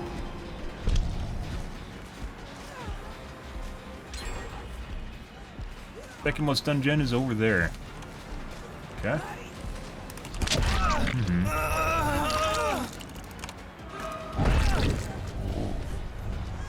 Good.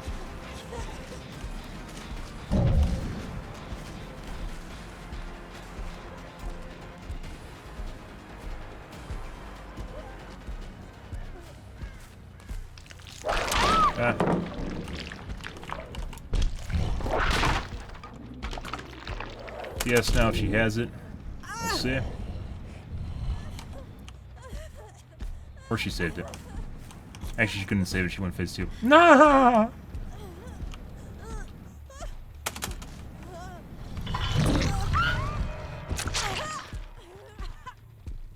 That zombie's broken. We really should reset him. We're gonna go to this gen though right away. They might have decided to 3-mana gen immediately.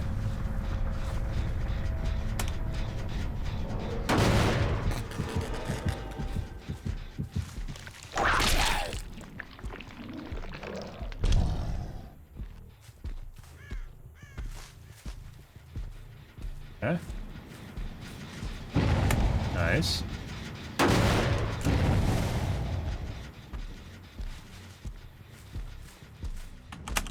Hey, buddy. Did you get my right?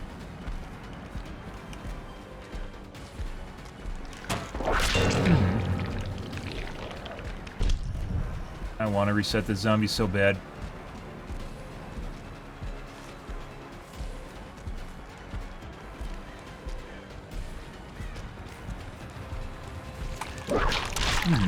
Beautiful whip drag. Hey, buddy. Is there no way out over here? She thought there's a way out over there. There isn't. I had a window vault. That's fucking hilarious. I love dead ends with a window. I think there's a door to the right side.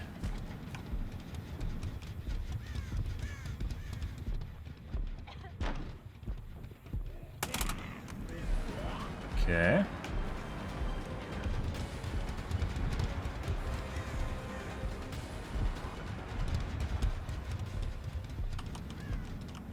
She just waited. Huge waste of time. Now my chase is gone too, which means the door is not gonna lock. Fucking give me a chase. Someone have a speed hack going on here? This might be a speed hack, guys. No.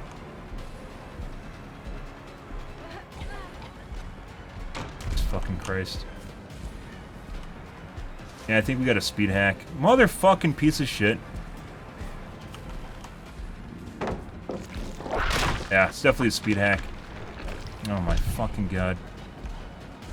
Huge waste of time. So fucking slow.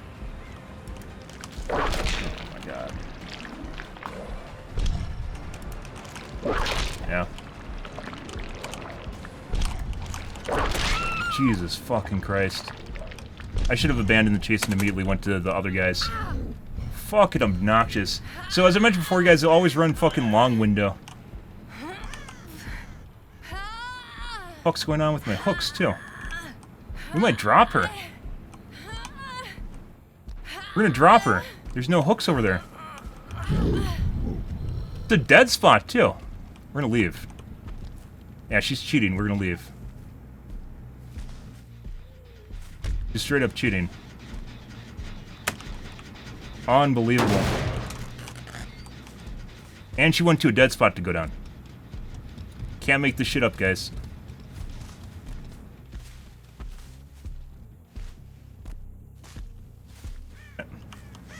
Well, let's just do gen regression, and then we'll go for the Leon, and then down here at the end of the match after Leon's dead.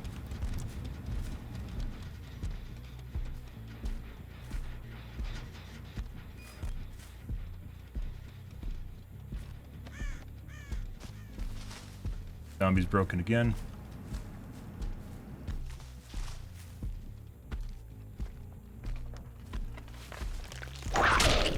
Once again, BHVR can fix that.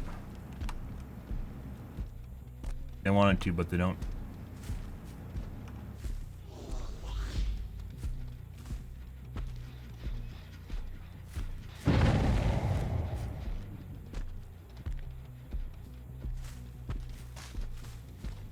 We're gonna wait for full regression before we chase anyone, and we're gonna go after Leon.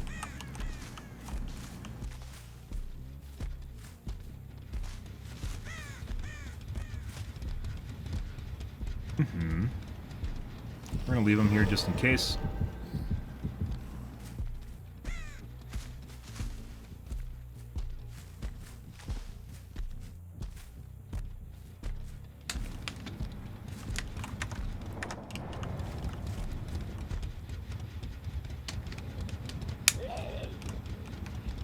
This is for sure the...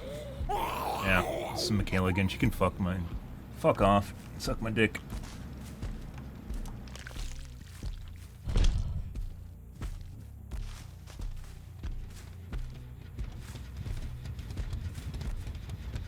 Basically full regression at this point.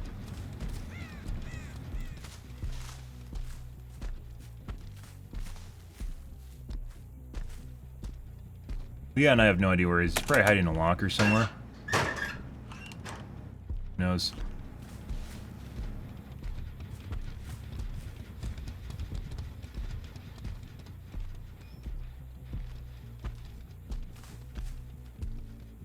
Zombie's just getting stuck on random shit. No. She's over here. We'll go and chase her because she's going to go main building again.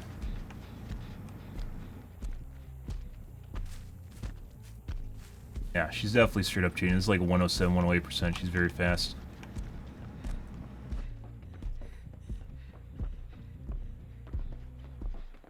I should have hit.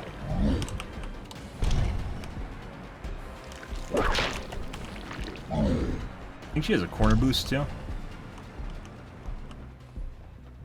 No. No.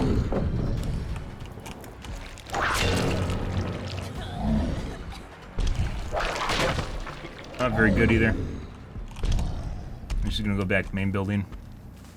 She's straight up cheating. We're gonna leave. We'll just keep repeating this, guys, and make her get another vial. Go and check her gens again.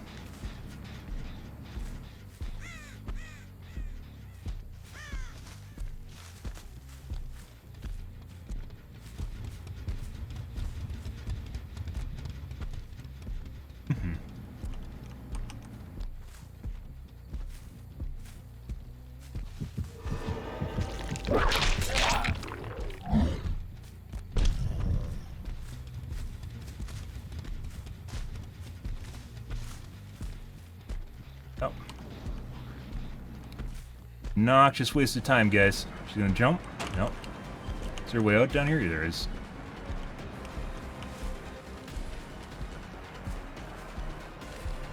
There he is. Hey, buddy.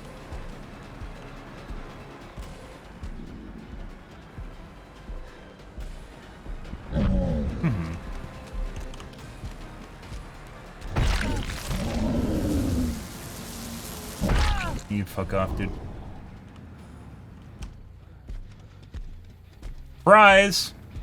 You didn't take much time to catch, did you? Kinda sorta weird, isn't it?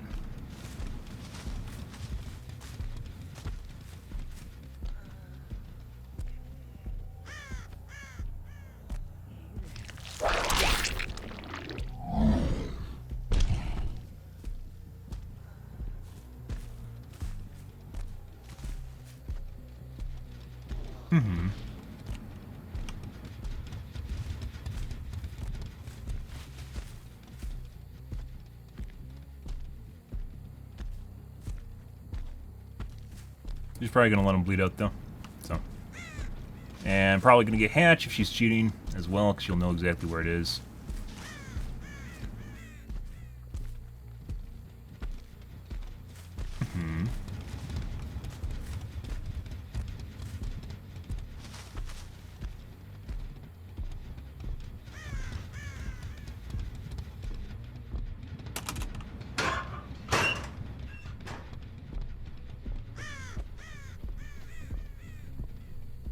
Pick up.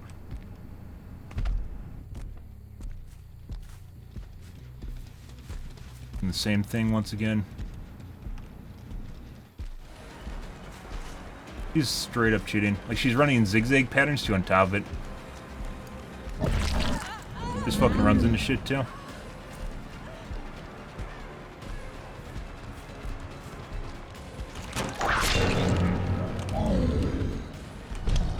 Okay.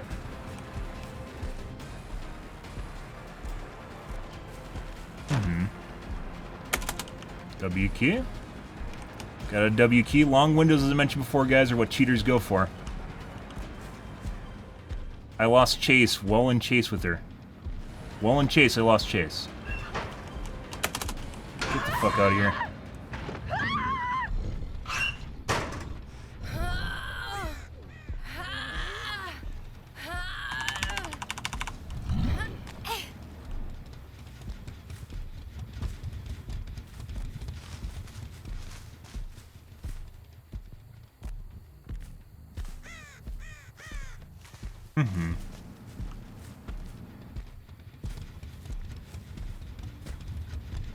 I hear a gen pop. Does this mean he's in the corner? He might be in the building again.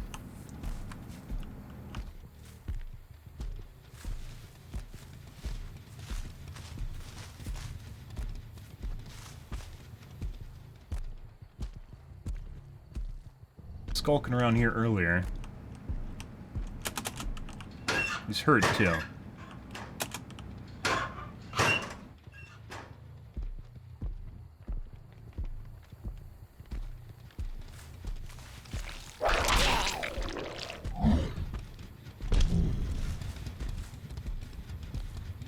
Down.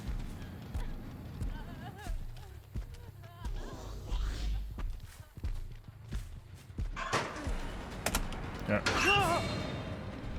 Trying to do a locker save, that might be head on too.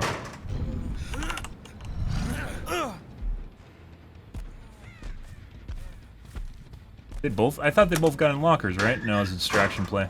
Oh. Cool.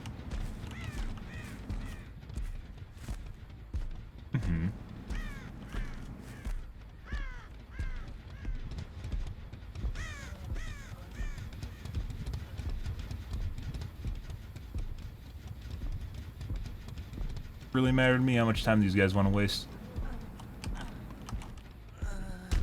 Sounds like she dropped down.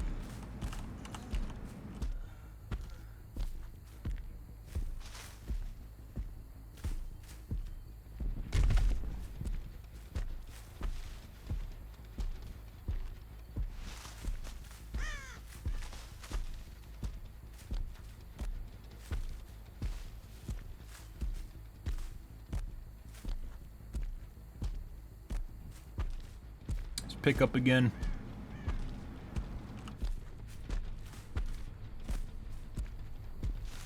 Kayla, really as far as seemingly possible around the corner so she can maximize loops. Guy, we'll go after the guy.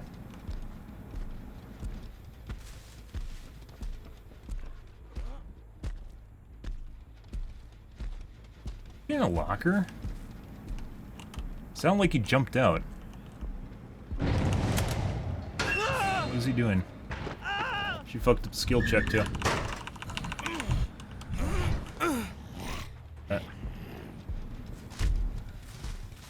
There she is. Mm-hmm.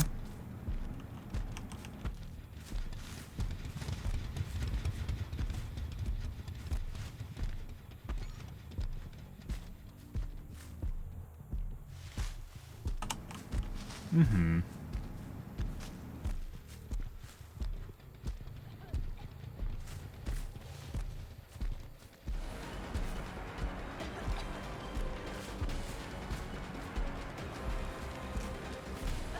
Nope. We're gonna go in from us one. She's like out of pallets and shit too. Oh, no, you guys are dead. We're waiting for the other guy to bleed out. Actually, we'll pick her up just to make sure she doesn't have flip-flop or something dumb. Yeah, there's a fucking dead spot there from earlier in the game.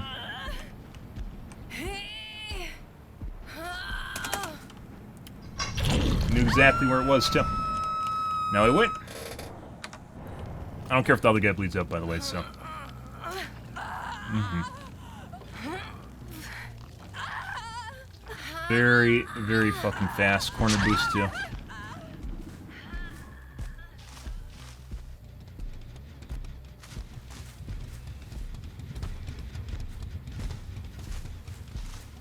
Gonna bleed out? Well, that's fine. Oh. Holy shit. Fucking 30-minute game, guys, because they didn't want to do the gens. Once again, this game should have a time limit, should have a 20-minute time limit, at which point endgame collapse starts, and the hatch does not open. This is not the killer's job to finish the generators. If they get themselves in a shit position, that's their fault.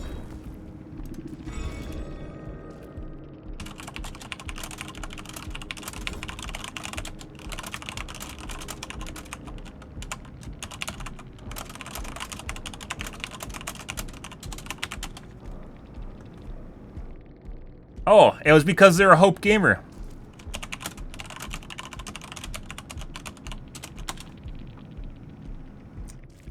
Is that the Michaela? Yes, it was. Ah, it's because they had Hope, guys. That's why they're so fast. It's because they have Hope. If you didn't know that, they're so fast because they have Hope. Yeah, fuck off.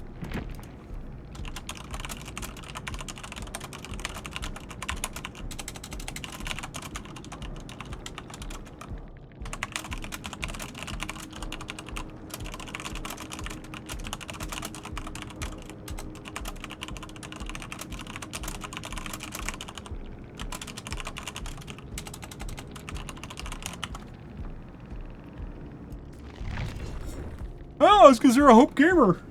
Endgame collapse started the entire match. If you didn't know that, Ben Sam. Oh, I didn't know that, guys. Fucking obnoxious. Obnoxious shit. I gotta take a piss, guys. Be right back.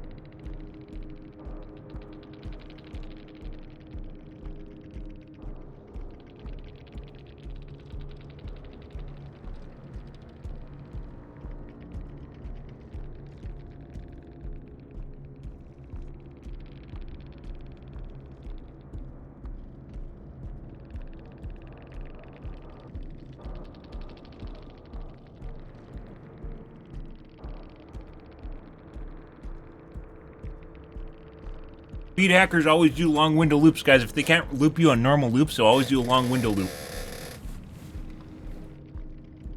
For a normal player, you will be able to down. You'll be able to down within maybe 1.5 loops of that window. She ran the full fucking length, and I actually lost. I lost chase on her, which means it takes even more time to close it.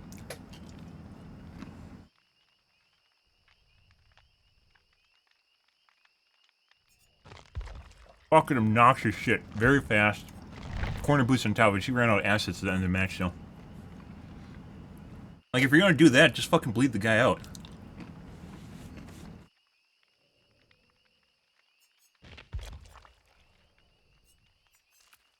Crazy shit.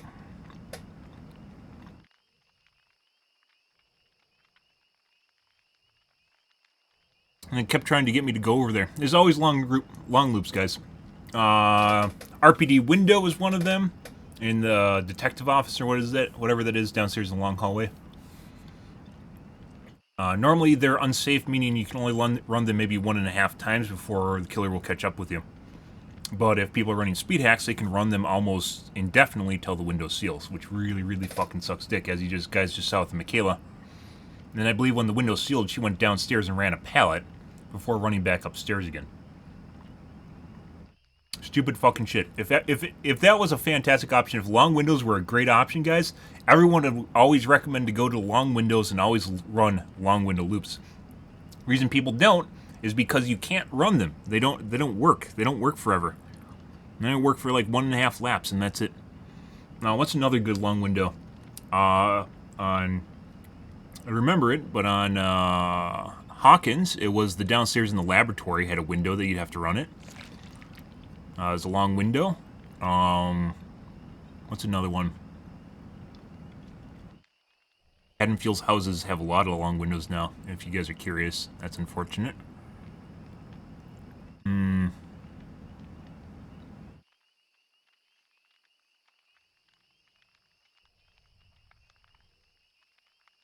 Whatever the one is with the greenhouse in the center of the map, not the atrium, but not the asylum. But the one with like the warehouse with all the windows on it has a long window on the side of the building as well. That goes around the side of the building, and then you go back around, and you go back through the center of the building and back around the window. The coal mine, not coal mine, but the one with the actual mine in the ground, there's a long window with the little alcove like this, you know, and then the door's right here, and has a long wooden area over here. That's also a long window loop right there, or it can conversely be right there on the side. Actually, I don't know if that one's open anymore. I don't think it is. But that long window on the side's always open, that U-shaped one. It's always there. Either that or it's on the... No, that one's always open. I think they changed it at one point. It used to be at the top of the stairs, and I think they changed that. There's another one. On, I don't remember the name of the map. It's the one with the 2-story building on the side of it. It has like pallets around the side of it. It's a square, and the kill dungeon can spawn underneath it. And then it has an upstairs area with a fence on it. But that one has a window on the side there, especially if you don't break the door. There's a long loop there. Not as long as some of the other loops, like RPD is very long.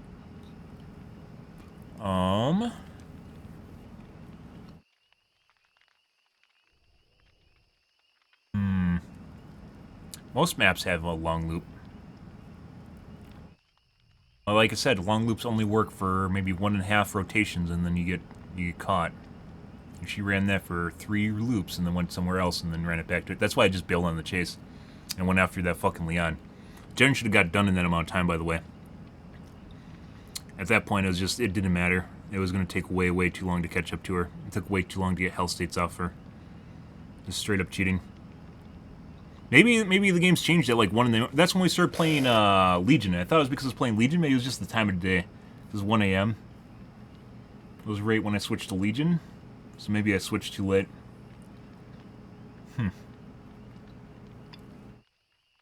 Okay.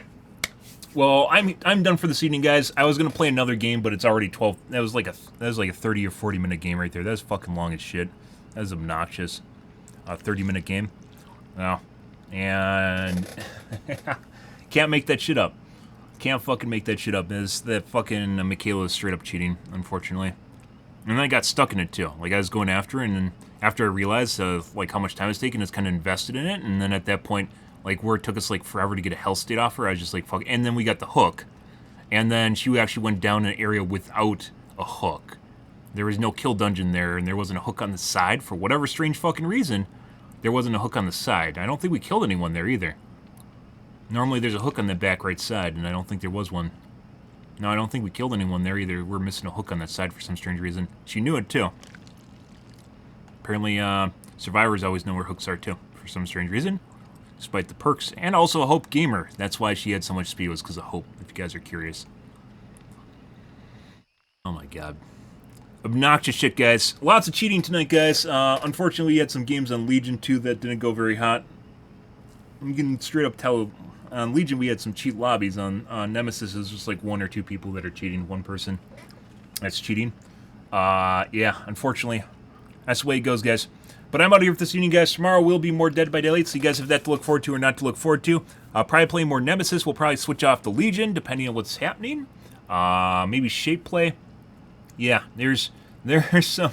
You can't deal with cheaters. Like Legion only goes up to like a 105, and that's it. Like after 105%, you can't catch them. Or they just do gens really fast, which is what happened tonight. We just got our gens just pounded out instantly in the match, and then the match was over. Our faces weren't even that long. They were very fast chases. They just did gens insanely fast. Well, but yeah, alrighty, guys. I'm out of here for this evening, guys. Tomorrow, more Dead by Daylight. If you're new to the stream, you enjoyed the bullshit, you enjoyed the fun, you enjoyed me going against cheaters, make sure to follow button in the top right-hand corner. I usually stream every day from evening to late night, GMT 1 at 6, so 8 to 9 p.m. Central Standard Time to 1 to 2 a.m. Give or take, it depends what's going on in my life, what's happening, etc., etc. We had some pretty rough games tonight, guys, but that's the way she goes. Luckily, we have Legion, or not Legion, we have Nemi in the reserve to switch back to, so we have that going for us. But I'm out of here for this evening, guys. Thanks for watching my stream as always, and I hope you guys have a fantastic Wednesday night, Thursday morning. Have a good day, guys.